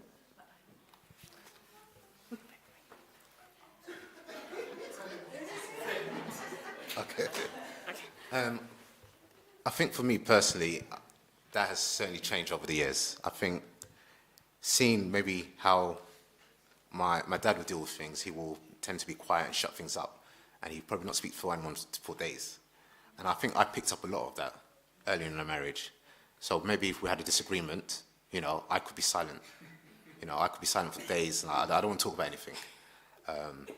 But that has certainly evolved over the years, and I know she's got more to say about it. Okay. I don't know if this is a cultural thing or if this is a man and woman thing. In my household, we grew up, even if we had a disagreement, within moments, we're laughing and joking with each other. We do not hang on to it. Whereas, as he mentioned, it will be silence. And so for me, that was pretty difficult to deal with, but then I realized where it came from. It's what he's accustomed to. And so over time, I had to be persistent and say, please, if there's something wrong, just say, and we can talk about it. And so we don't have to deal with this again. I would know, you would know, and it's about communication. If you don't talk, you're not going to resolve anything. So, as I said, I don't know if it's a cultural thing or if it's an individual thing, if it's a man or woman thing. Bit of both, maybe, I don't know. But yeah. Okay, thank you. And then finally, what surprised you the most about being in this relationship? I didn't want to get married either. I actually, when you said it, I laughed because I said to myself that there were a few proposals beforehand. No, Okay, I always joke about that. I say a few. Okay, it was 2 proposals, and I said no. And my mum and dad sat me down one day and was like, "What's wrong with you?" And I said, "I just don't want to get married. I just feel like anytime someone tries to get close to me, I feel very claustrophobic." And I didn't, but I now realise that it has come from somewhere. However, I don't know. I mean, I love this guy more and more, and even working, he works from home, and I'm at home, and I still can't get enough of him. So I mean, that has surprised me. That has surprised me tremendously, because you often hear of couples going to work together, and then they say, "Oh, I can't be around her all the time. I need to go here, there, and ever." But we do Maybe in COVID everything as well. Yeah, I went away for 2 months. Who turns up on the doorstep? He wasn't meant to come. I went away to go see my mum. And we was there for he said, "How long are you going for?" I said, 2 months. He said, "Oh, okay." When I got there, the first 2 weeks, I was like, "Oh, are you coming?" He said, "No, it's too expensive," and blah, blah, blah. I said, "All right, fine." So I just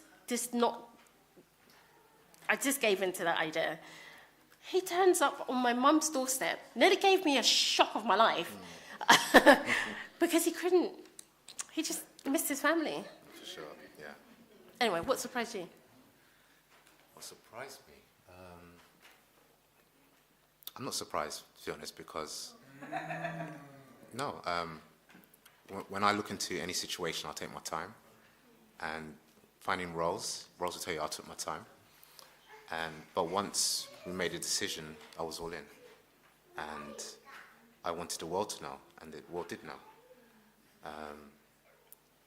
And I guess the only surprise is this. I'm so glad that the whole family's been able to see such a lovely person she is. Yeah. And just finally, do you have anything that maybe we haven't covered that you want to share?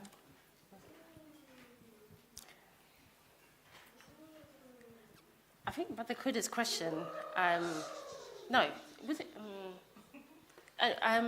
So we have 3 children, and I'm going to share this story. But before I share this part, we had a wedding anniversary, and I woke up this morning and I said, I have all these crazy ideas, right?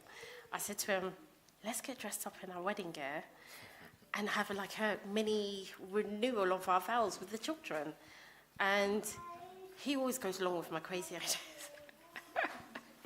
So we had a lot to do on that day. So he was working at home and I had stuff to do with the kids and taking them to their activities and stuff. So when I got back home, I said, did you write your vows? He said no. Anyway, I saw him getting ready. I actually thought he didn't want to do it. So he started getting ready. The kids started getting ready. So I got my wedding dress out and I got dressed and we played the song that we walked down the aisle to. And the children, there was a photographer, the father giver, the flower girl, they played every role. And they absolutely loved it.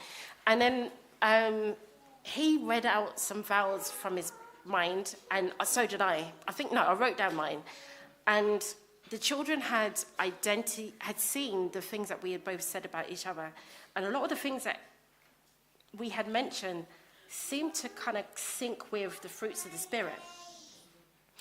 So a few months later, my mum and an uncle was there. And let me say, he's very pro-black, like pro-black. My son, we was watching tennis. My son said, well, when I get older, I'm going to marry a white lady. So the room was silent, and nobody said anything.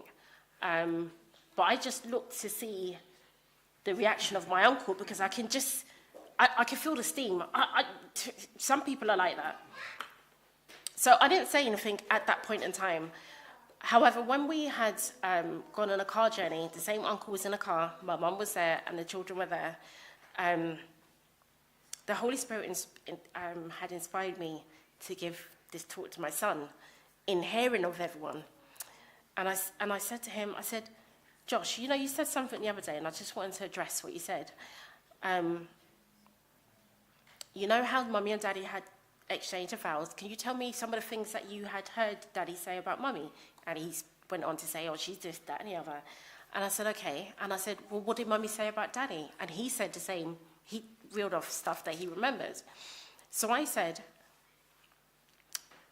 it's very important when choosing a life partner that you don't base it on somebody's looks, because the looks will fade, but the character of that person will still stay there.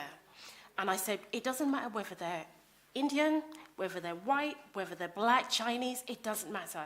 As long as that person's heart has God in there, you ain't got no problems. You can bring anyone home. I don't care. But as long as they love Jesus. And I think as a community of Adventist believers, we have to look on each other, not just what part of the world we're from. The world is God's, and we're his children, regardless of our race. And I tell you, the first racist was Satan, because he does not like to see the reflection of God. We are made in his image. And just as there's different flowers with different colors, horses with different shades and whatnot, they're still a part of the horse family. They're not separated just because they have different color on the skin. It's the same thing with our brothers and sisters. Once you are a part of God's kingdom, well, once you are a part of have accepted the message of God and recognize that Jesus is Lord, that is all that matters. So culture does play a part, but Christ is probably even more than that.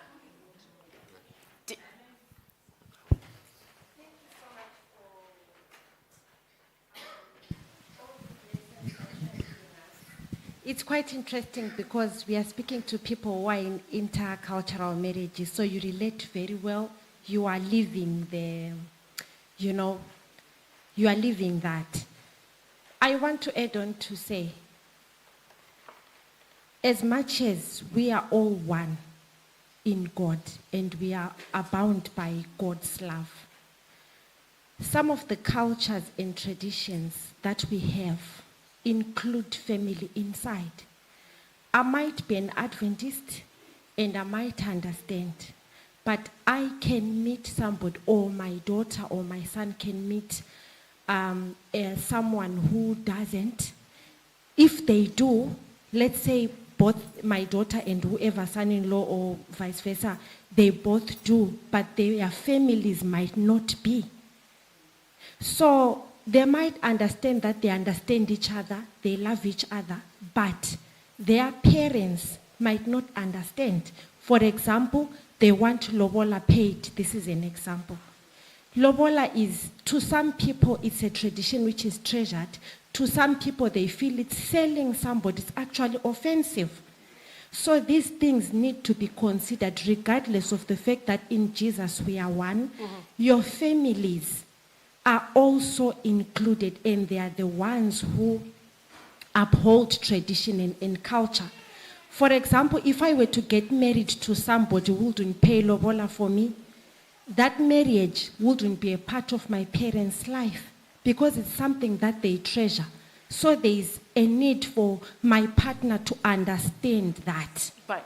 So and we meet halfway. So my point is, there's a certain sacrifice that we need to make both parties and meet halfway. If the culture and the tradition doesn't go against God's laws, it's good because it's a part of who you are. Only if it goes against God's laws. So, I mean, we kind of did answer that before with the traditional wedding. I accept that this is something that his family holds dear. But I could have been a different person and say, well, I'm not doing that. And so it's about give and take. And he thinks of me and I think of him, and it's rotating. And that's what I mean in terms of your relationship with Christ will make you fit into places that you didn't seem possible. And I love his family. There's a lot of stuff that I don't understand, or I might not agree with. For instance, you want to say? Oh, the prostrating. So typically, I guess, growing up, when you come to an elder, you prostrate. It's not really bowing down in worship, but it's more the respect of an elder. And I know that was a bit of an issue with roles initially, where I remember one time someone came to the house and the kids weren't doing it, and there was a little issue. But again, we talk and discuss about these things, and we come to an agreement. But again, there are things. I mean, it's not something that tends to happen more these days. But then, my uncles will still do it to my dad. It's just for that form of respect. Okay, I met the king of Ife in a random place. He came to the clinic in London that I was working at. I didn't know who he was. And so I said to him, I went into the waiting room because I recognized that his name was Yoruba. So I said, oh, hi. I said, you're Nigerian? And he said, oh, you're smart. Where you? Anyways, we had a conversation. And when he was called for his appointment, I just went back to what I was doing. Anyway, he left. And the person that came to announce his arrival was standing behind my desk and was ruffling something. So I looked around and it was like this wad of £50 notes. I said, who is this person? Anyway, I wrote his name down, went back home, and I said to the family, I met King Sijuade, and they all started screaming at me, did you tell him that you're a Fadiora, that you're going to be a Fadiora? And I said, no, why? They said, okay, so there's king, then there's kings, smaller kings. So his granddad is one of the smaller kings under the top king. My granddad caught wind of what had happened, and he told the king, he said, when I had come to Nigeria, the king wanted to have us to his palace. Very palatial. We got there, and in our traditional wear, attire, and we were seated in the gold room. When I say gold, everything was gold. And we was waiting for ages. Finally, when we came out, and I think this is where I started having a problem. Finally, when he called us in to this room, it was called the throne room.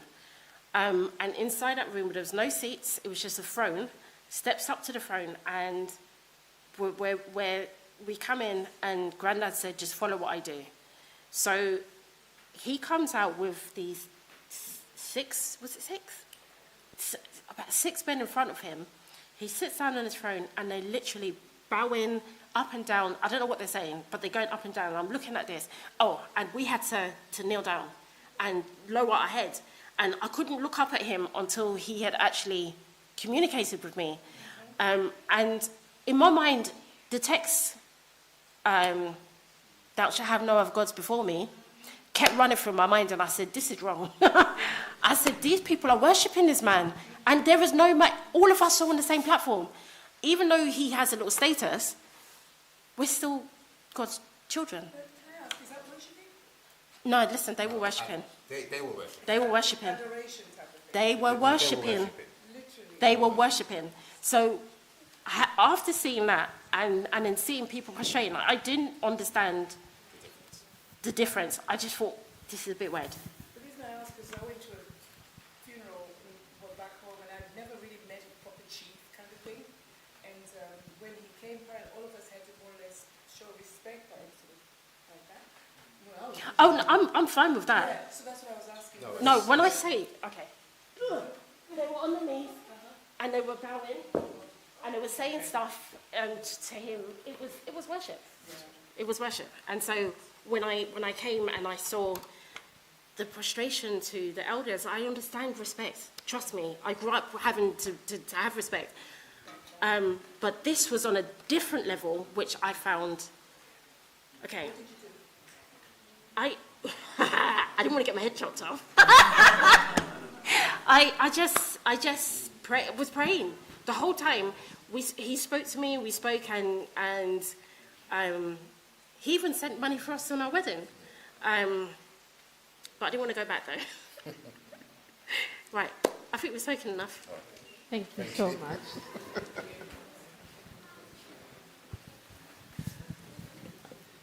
Thank you both for sharing and taking the time. Just quickly, as we wrap up, I just want to give Colleen and John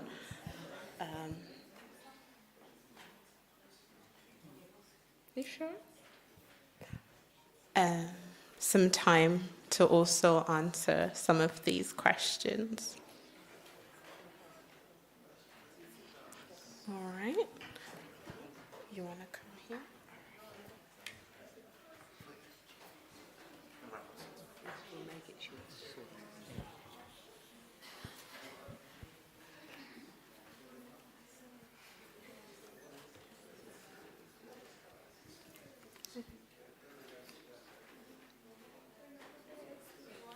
Come, just there, come closer here, John. Right in the middle, that's it.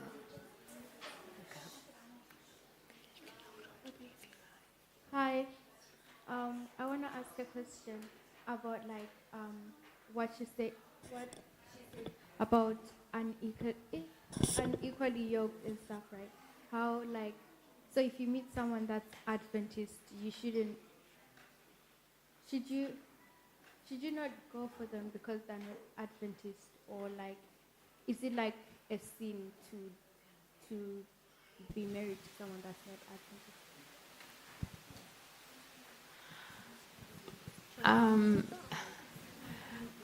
It's not a sin. However, I wouldn't like to say it's a sin, but there are difficulties that will go with that. Because it's okay, I've had this discussion with my children, that if you don't agree, it will soon become apparent after you're married. It's when the children arrive that is when the battle begins.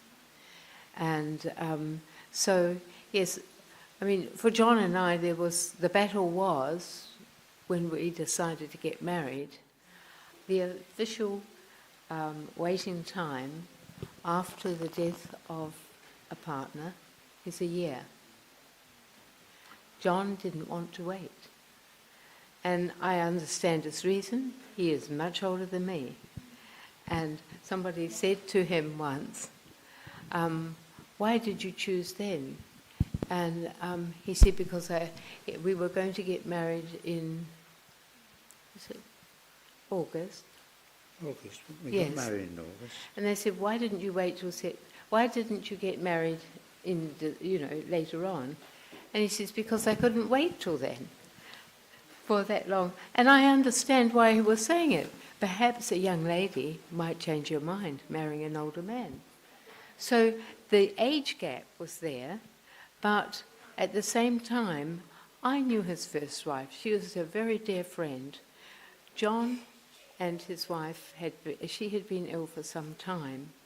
And the issue was more with the family not agreeing with him marrying me in the first place. What did your son say to you? Or was it your daughter-in-law? Where did you pick her up from? Oh, I forget that. I forgot that. And they said, why didn't you just pick someone up from the pub? Well, I mean, John doesn't go to the pub. I mean, come on. He wasn't just picking someone up, and nor was I. I had a big issue. This guy's been married before. Not only that, I had a young daughter. She was only 11 at the time, and my immediate thing, having suffered child abuse, I didn't want my children to suffer abuse within the church because it was prevalent. And so I was really torn, and I thought, fortunately, I know this man. He's looked after my children. He's taken care of them while I've been working. He and his wife looked after Ariana when she was going to school. They would pick her up after school. He's so wonderful with his grandchildren. He loves playing with them. In fact, his granddaughter one day was playing house. And she was talking to John and saying, come on, my darling, eat up your dinner. And so he turned around and said, yes, darling. She said, I'm not your darling, I'm your mother.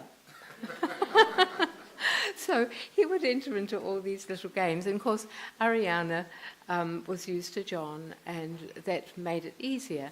But the greatest opposition came from John's family, because when their mother died, they felt very keenly the loss. And I think they'd mapped John's life out for him. He would come and live near them, he would go into a home near them, and that would be end of his story. Suddenly he has a wife 16 years younger than him. What? Can you imagine? It was a shock for them, and I realized too, I didn't stop John's plans. I just said whatever is agreeable to John will be fine. And I didn't want to upset him. He had made his plans, and because he's such a lovely, gentle soul, I didn't want to take sides with the family if it was not his wish, because when his wife died, they were arranging the funeral.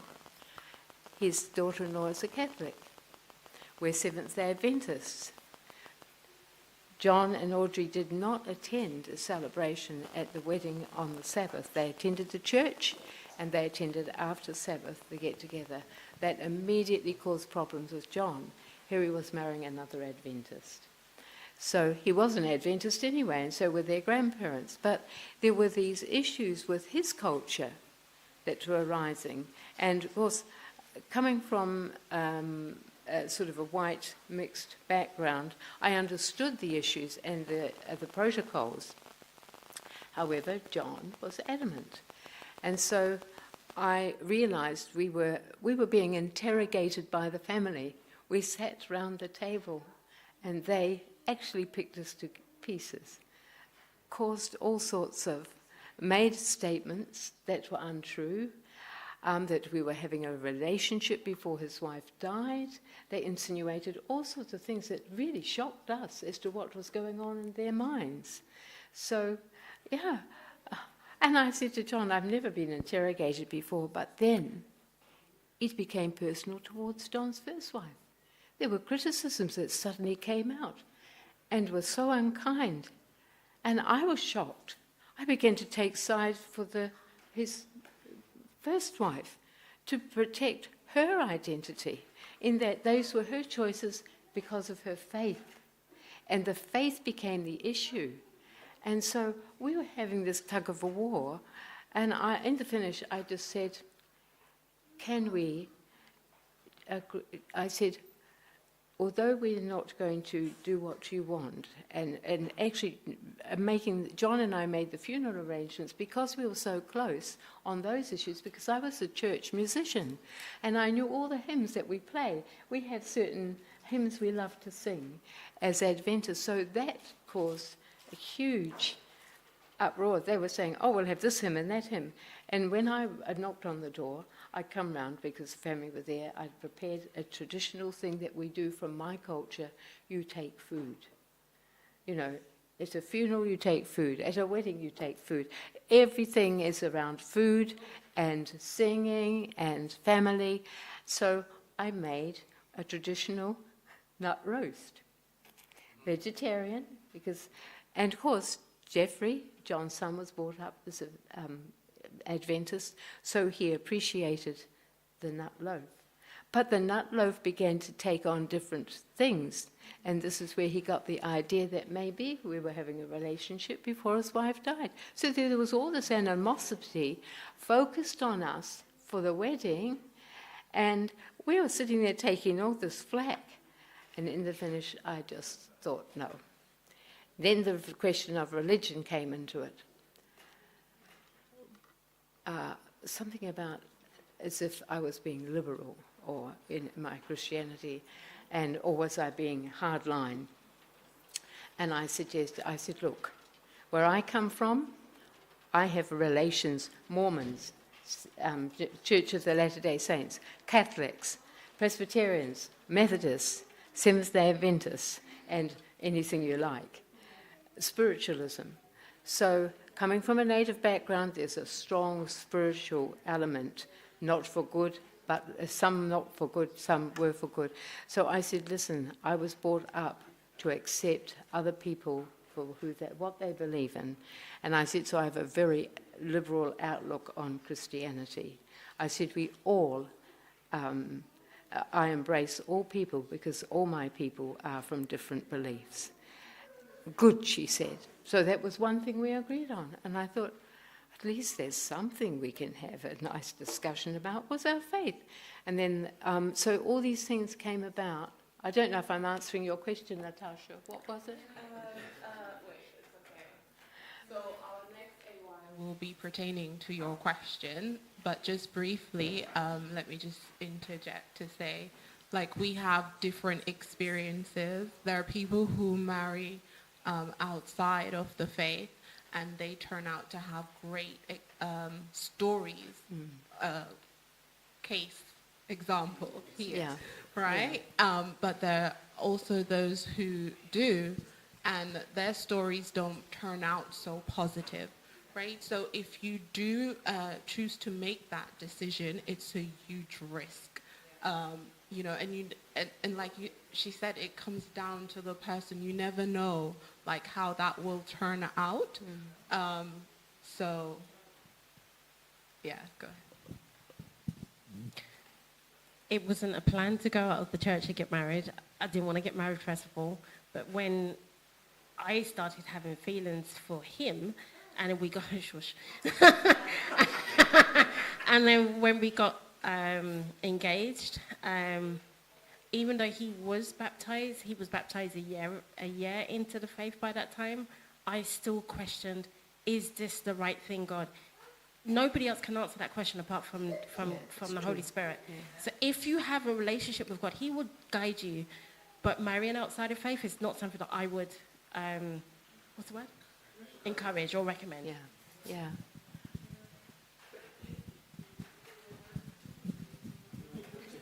All right.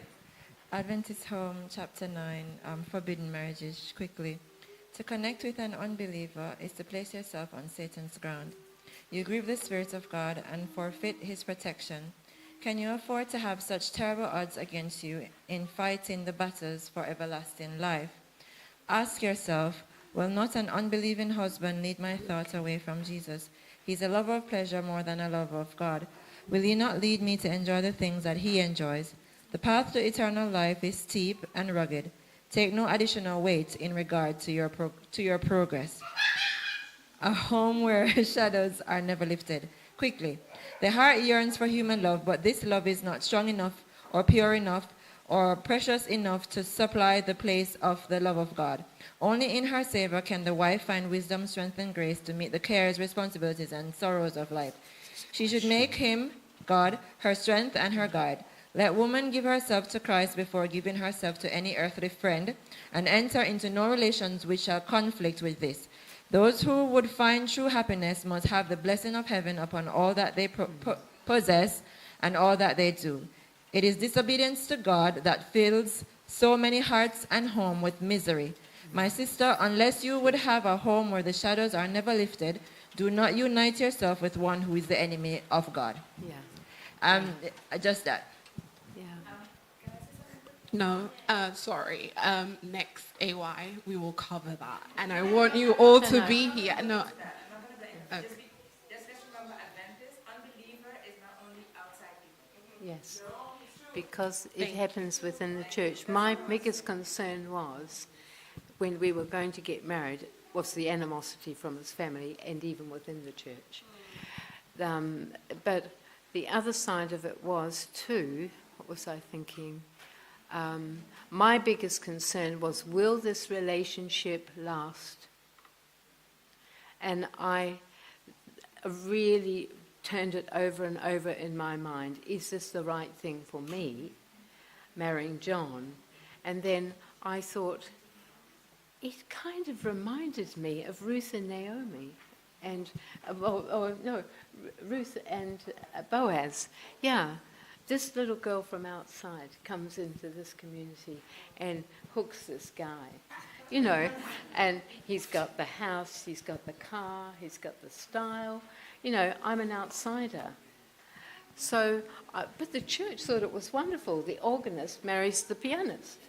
So, you know, I was thinking about that. Yes, Brighton? I wanted to ask, what challenge do you meet, as you explained that you used to have a wife in the same church? Yeah. Yeah. So when you became now a couple, what challenge do you meet from other church members? Yeah. Well, they were surprised. Some were shocked. You know, but then they thought, this is amazing. So it was, and people came up and said to me, this is amazing. You know, John won't be on his own anymore. And then I thought, I know there was someone else who had eyes on him. I hadn't told him who it was. And I thought, you know, it's funny. And I said something to her, and she was really, no, thank you. And I thought, what have I said wrong? And I suddenly remembered, her husband had died not a few years ago. And so it's a loneliness too. There are a lot of couples in our church that end up singles again. And it's a big shock. And now when we go to meet a lot of our friends, they've all remarried within the church. And I thought, this is good. I like this man. I don't know what we will talk about in the evenings, but this is when you're on your own, what you talk about. But we like the same music. We still do. We used to often play the piano and the organ together, and I'd be watching for his cue, and I said, let's wow them with some music. But it's funny because I'm so often with the children, so I'm saying to John today, it's my turn to play. Get off. And then sometimes he'll say to me, why don't you play the last one? And I said, no, you've been playing all day, you might as well finish, you know. But it's those things, and we had a lot of fun, and we just gelled because we all had a lovely circle. You've met Roma. Her husband was a great friend of ours. I looked after his parents when they grew elderly. But I think John's family missed out in that. They wanted to nurture him in his old age. I said, forget it. They used to bypass your house. My culture, you do not pass your parents' house without going in to say hello. They would not even tell him they were going by. And I think that was what hurt his wife so much, because not being of the same faith anymore, they graduated to the wife's family. So I found that was a little bit sad for you, wasn't it?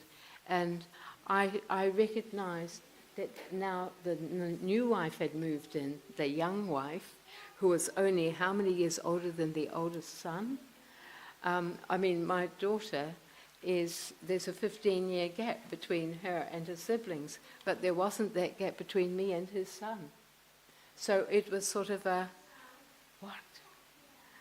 So now I think about our relationship, and over the years, I think we've grown to love each other more and more. And it's just been a wonderful partnership. But they were not without problems. And from a racial point of view, John and I suppose the difference is when I start singing songs in my language and he doesn't know them, he knows the tunes, because some of our Maori tunes have been put to popular music. One is a hymn that we sing, Now is the Hour. It's a farewell song, but it's Now is the hour, da, da, da, da, da, da. That is an old Maori classical song, and but it's known the world over. And our song, our national anthem is God of nations at thy feet, in the bonds of love we meet. And so it's God of nations. It's not God of the Maori, the New Zealander. It's God of nations in, so all these things, for me, the most wonderful thing I find in my class is that when I look at the children's faces, they look like the children from home. My family, most of them have brown faces. I'm the whitest. I love it when they say the white woman, the teacher, the white teacher.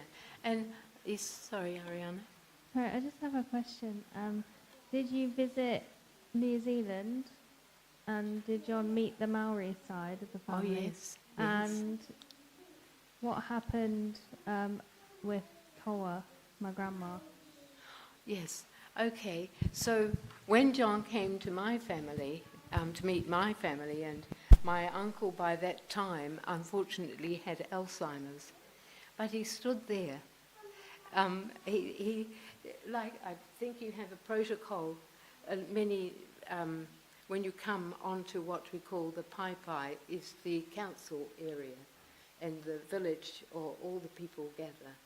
And my uncle had lost his speech, everything, but he stood there.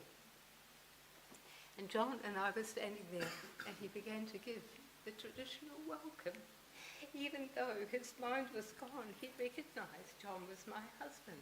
So he began to give he couldn't speak, but he gave all the actions to welcome him onto the marae and give him the traditional blessing of welcoming him to our family. It was so beautiful. And John never forgot it. And I thought that is the similarities. We have these protocols that are so instinctive within us. And even though he could no longer think, he recognized he was doing the traditional welcome. Like when the Queen and the King come, they are given a traditional welcome. And the warrior comes forward and he does his pukana and with his spear, and then he throws a feather on the ground in front of the king or the queen, and they have to pick up the feather. If they don't, then they fight. It's the opposite to the English. If you throw down the gauntlet and you pick it up, you're challenging. But in our country, when you put the feather down, it's a sign of peace. Yeah. And you must pick it up or they will eat you.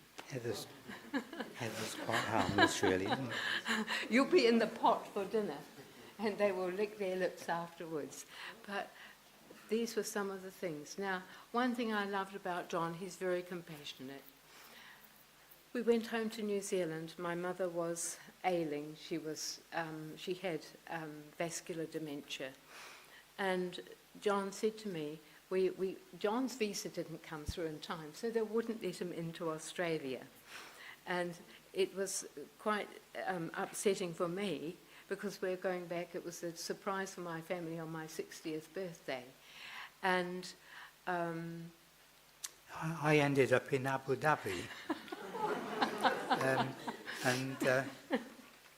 Because the visa hadn't gone through, or we were told it hadn't, they wouldn't let me on the plane. Now, I could have stayed for another 24 hours and it would have come through. And fought it and things. And by this time I thought, no, I'm going home. So I decided to go back and leave Colin to go and pick her mother up.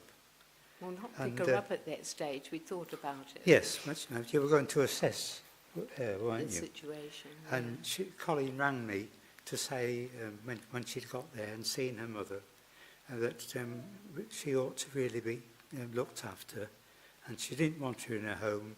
can we cope with her in our home? So I said, yes, we can cope with her. So she went ahead and booked the flight, and she told them, I think I'd cancelled my flight, and she told them actually that, because they were quite full, and what the number was that she'd cancelled. So her mother came back on my seat on two different aircraft. The one up to Abu Dhabi and the one from Abu Dhabi to, I think it was... it was all the way through. Holland on the way back, wasn't yes, it? Yes, it was. There was another flight. Amsterdam. Yeah, Amsterdam, yeah. So if that wasn't the Lord leading, I don't know what was. But the wonderful thing was, back home, we don't put our people into homes. We look after them. And John said, I looked after my parents, we can look after yours too. And I was so grateful for him, because when my mum came here, although she had dementia, she never forgot John's name. And she walked into the church here, and we thought her mind was really going. And she looked up at Roma's husband, and she said, I know you. You're Agnes's son. And we looked at each other, and one day we were in the supermarket. She said, there's my old friend over there. And we turned round, and it was our retired pastor. So her mind was affected in some ways, but not in others. And because she'd been here before, she just was coming home. And that was the part of when our cultures met, and we realised taking care of our parents was so important. And I ran a care home for 10 years, and John was my accounts manager. And when I used to go home, he would look after my business for me. So we sort of had built up this relationship, working relationship, church relationship, and it was just like an elder brother. And then he became my husband. So it was beautiful. And I've seen it happen in so many of the marriages of my friends where they've lost their partners. But one of the things my grandmother always said to me, and she was a full-blood Maori, she said to me, never forget where you come from. And one day she said to me, you won't marry a Maori. And I thought, what does she mean? Huh? She said, you will marry a white man. And I think she saw the differences in our culture, that what we were looking for. And I think the focus was through the church. Because I can remember a lot of things my mum would go to. I'd say, I'm not going on Sabbath. They will just have to accept my absence. I'm not going. I said, I'm going to church. I said, they'll still be there after church. I'll see them later. But there were a lot of things. You have to go to the funerals. John didn't attend one funeral, but I went to the funeral, and I met all my relatives, and two cousins. One of them said to me, Colleen, you've remarried. I said, yes, why? He said, I was hoping you would come back to me. I said, get away.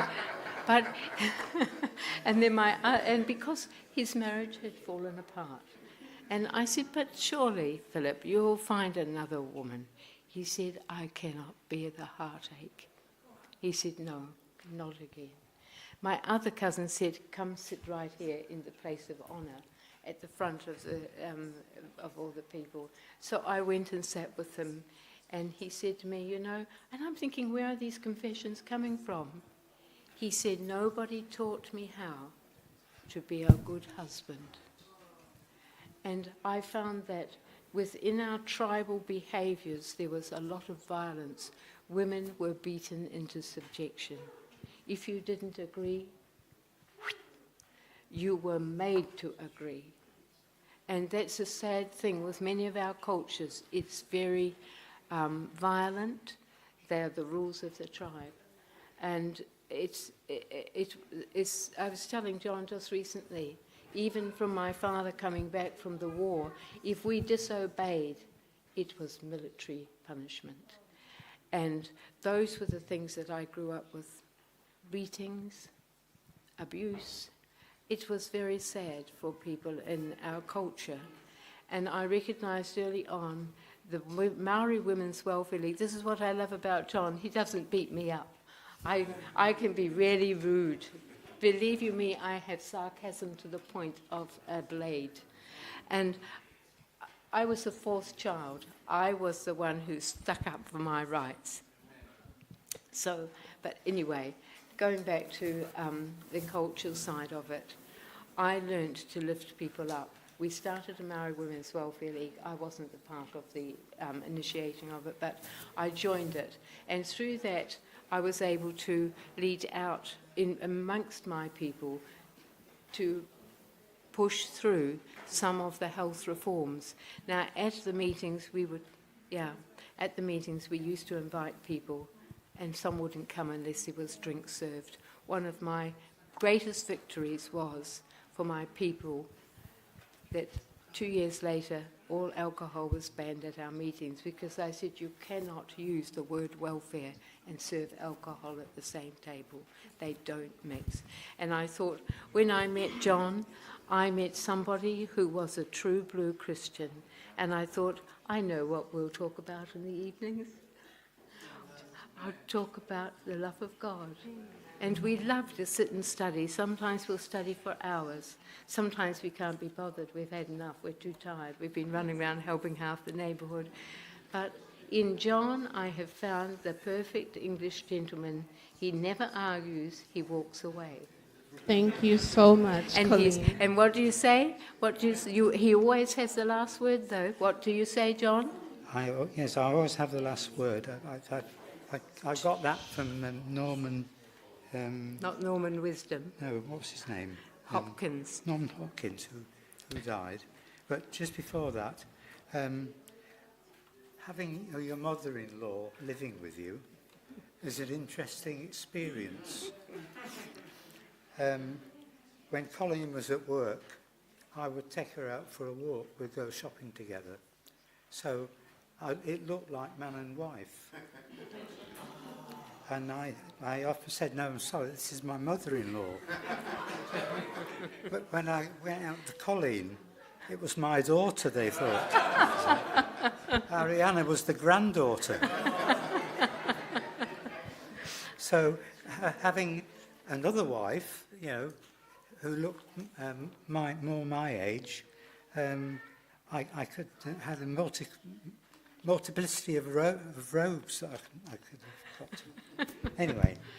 Okay. But what was it? Thank you so much. We're just going to wrap up now, Yes. just because of time. But I just want to thank you so much for sharing your experiences and life with us. So we'll give John the last word, and then that's it. We went to a funeral in Huntington. Norman died. And one of our old elders. He tells the story of the secret of he'd the been married for 70 years, by the way. And that is a long time to be married, isn't it? 70 years. I haven't managed that. I've done 46 with one and nearly 20 with the other, but I won't do the 70 odd. But anyway, and they asked him what he thought was the essentials of a successful marriage. How has it managed to last for 70 years? He said, I have the last word. That's the main thing. I have the last word. Then he said, no, it's 2 words. And he said, and the words are, yes, dear. And it's flexibility, really. I've mentioned this word already. Somebody's talking about what the English did and didn't do. And the English, as opposed to the British, we're talking about England now, they do some zany things you wouldn't believe. One was they had a game of cricket in the middle of the sea down near Southampton. There's a time of the year when the tide comes in at a certain time, and you can play for so long on the beach. Yes, and in September, just south of Southampton, in the English Channel, there's an exceptionally low tide, and a sandbank appears once a year. And the English have to have two teams going out there and playing cricket during the time of the Tidal recess. The tide being out. Anyway, that's by the way now. Thank you And both so much for sharing with us. Okay, so we have another interracial couple with us, and they just want to share some words. So we'll kind of give them the last word, and then we'll wrap up. So,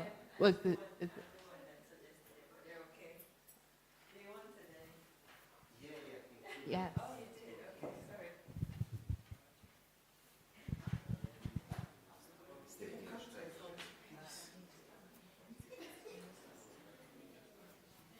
And I don't need this one. My wife is with our son, so it'll just be me. But she said, tell the truth, and so hopefully I'll do that. Yeah. No, I think a lot of good things have been said. I would say of all the presenters, we are the least experienced. We've been married for 4 years, and so we have the freshest pain, I would say, in the journey. But I think everything that's been said is very valid. I remember when we were courting and having our pre-marriage counseling, something the counselor said to us, which I think is very important, especially in intercultural or interracial kind of relationships, is take it easy with each other. And that has served us very well this past 4 years. Because we were driving once to Bedford with Sister Chantel, and I was saying that, as the brother at the back, my first day here today, so I don't know all the names, but I will find our brother at the back there, is that in relationships succeed when you have as much things in common as possible. It makes it easier, right?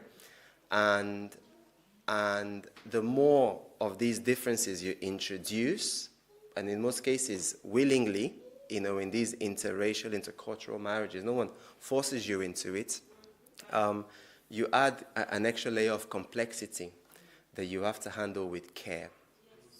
What is it? I'm just going to ask you. Yeah, sure. So I'm Nigerian, although I don't look Nigerian. I'm Nigerian. I'm mixed, so my mom is from Azerbaijan, so it's a very far country from Nigeria. And my wife is Latvian, okay? And Latvia is, they share a border with Russia, just from a geographical perspective. And so the more of these things you introduce, so for example, differences, we grew up in different countries, okay? I was born in Nigeria, I grew up in Nigeria. Although I don't look very Nigerian, I know a lot of Nigerian culture.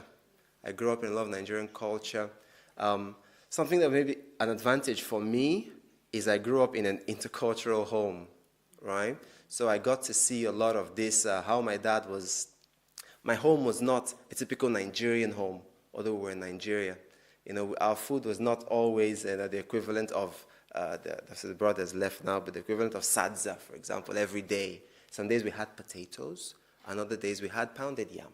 Okay, so it was kind of that reality I grew up in. So I grew up understanding that not every day will be sadza or pounded yam. Some days will be fried potatoes.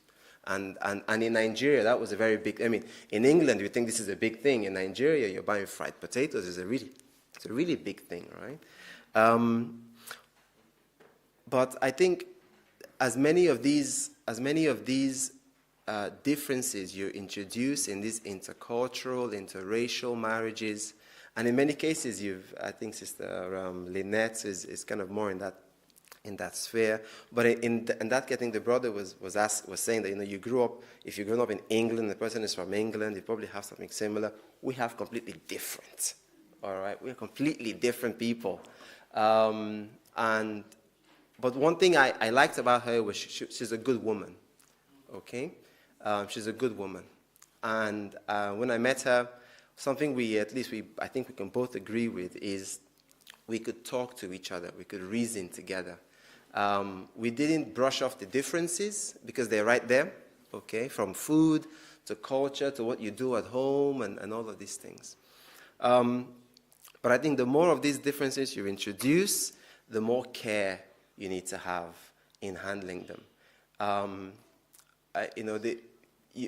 Because you willingly go into these interracial marriages or intercultural marriages, you cannot use force, all right? Because you went to this person, and the person didn't force you to marry them, so you cannot use the idea like, we must have sadza when I come home. That's the new government. You can't do that, right? Because that's just cruel, I think, anyway. I was saying, speaking with the sister at lunch, if you want sadza every day, marry a Zimbabwean girl. Okay, and you have sadza every day. But don't marry somebody else and insist on sadza every day, because that's just cruel. If the person wants to make sadza for you every day, that's different. Okay, some of my Nigerian foods, my wife might help me prepare the ingredients maybe, and I'll make them. Sometimes she'll make some of it. Sometimes she won't make any of it. And if I want to eat Nigerian food, sometimes I make the Nigerian food myself, and I sit down and eat it. But I put myself in that situation. I'm happy with that. I'm not complaining about it. Right? I saw her and I said, I'm happy with this, okay? Because I grew up in that kind of home as well, where sometimes my dad would be in the kitchen and he would make the stuff that he wants to make. So I think that's one of the big things that we've learned at least I've appreciated more being in the kind of relationship we've been in. Thankfully, we've not had any like fights or anything like this. We've had disagreements. We've spoken passionately about these disagreements. But at the same time, we've not quarreled in that sense, right? Because we kind of respect each other, we love each other, and she thinks I'm a good person, I think she's a good person, and we kind of work these things out. So, yeah, I think that's what maybe I could share. In these kinds of relationships, I think there needs to be extra care, because you have more differences that you introduce. You need to take it easy with each other. And also, and this is something for parents, all right, because I maybe have a strong opinion about this, right?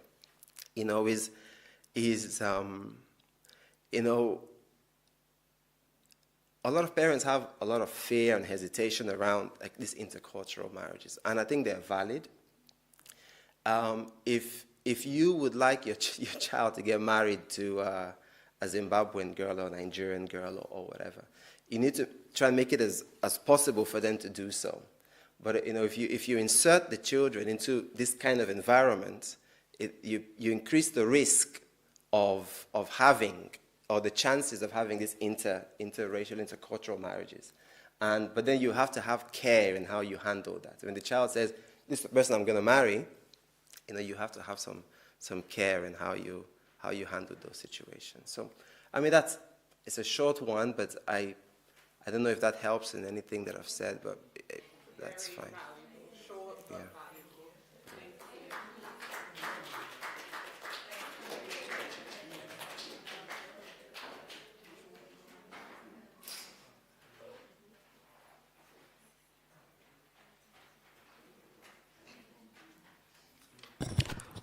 Ooh. Okay. Quick, last question. Oh, okay. It's an addition.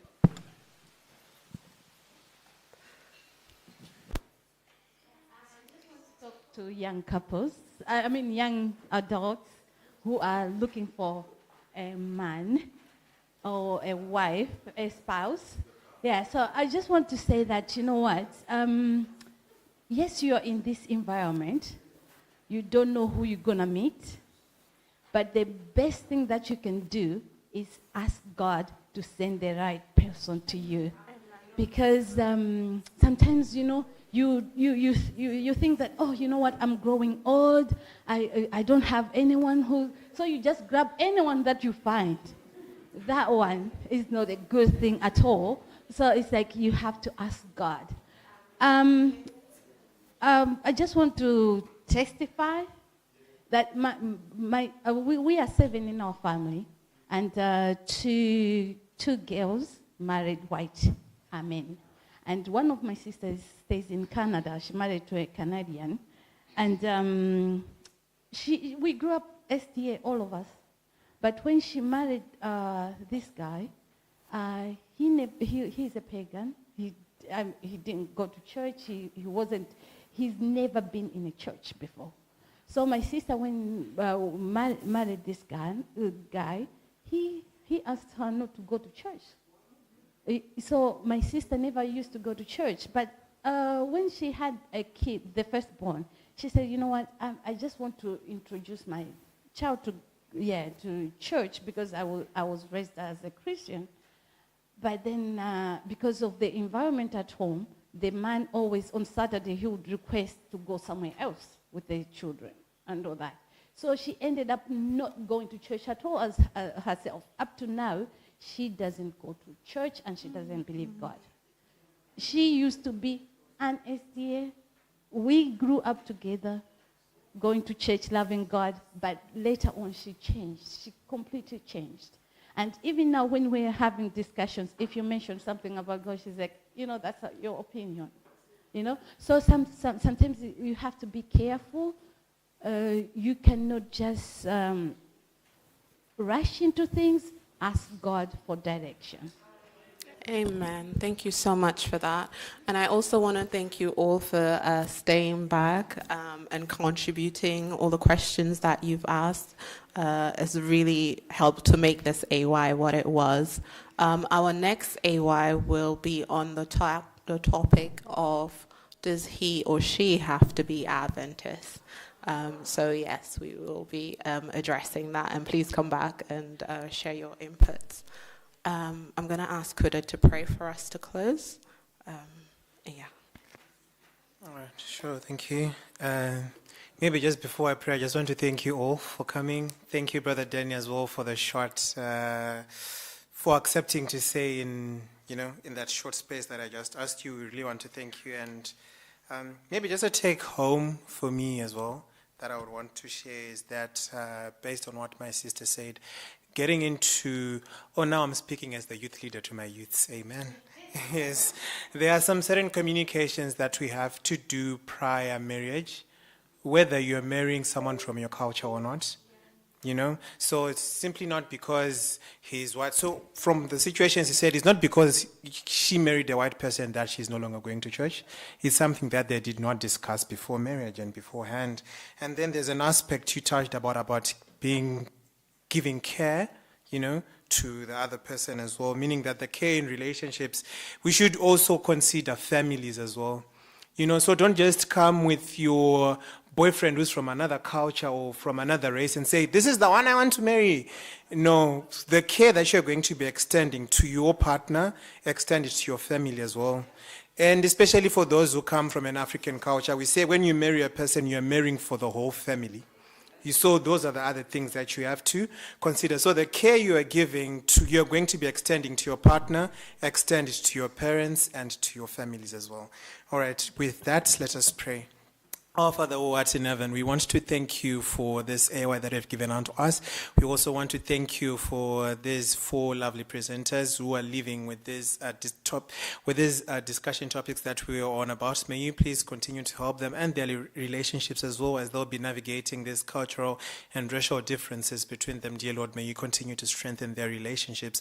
I also want to pray for us, the young people who are here, that if maybe some of us might be dating outside of our culture, or for our races, dear Lord, may you please help us and give us the wisdom to navigate these issues, and so that our life partners may come from you, dear Lord, and not basically based on looks, but may you please guide us and help us and choose the right people for us as well. Now we're going to be departing and going home. May you please be with each and every one of us in here so that it may reach home safe. In Jesus' mighty name I do pray, amen. All right, thank you. See you on the 9th of May. Yes.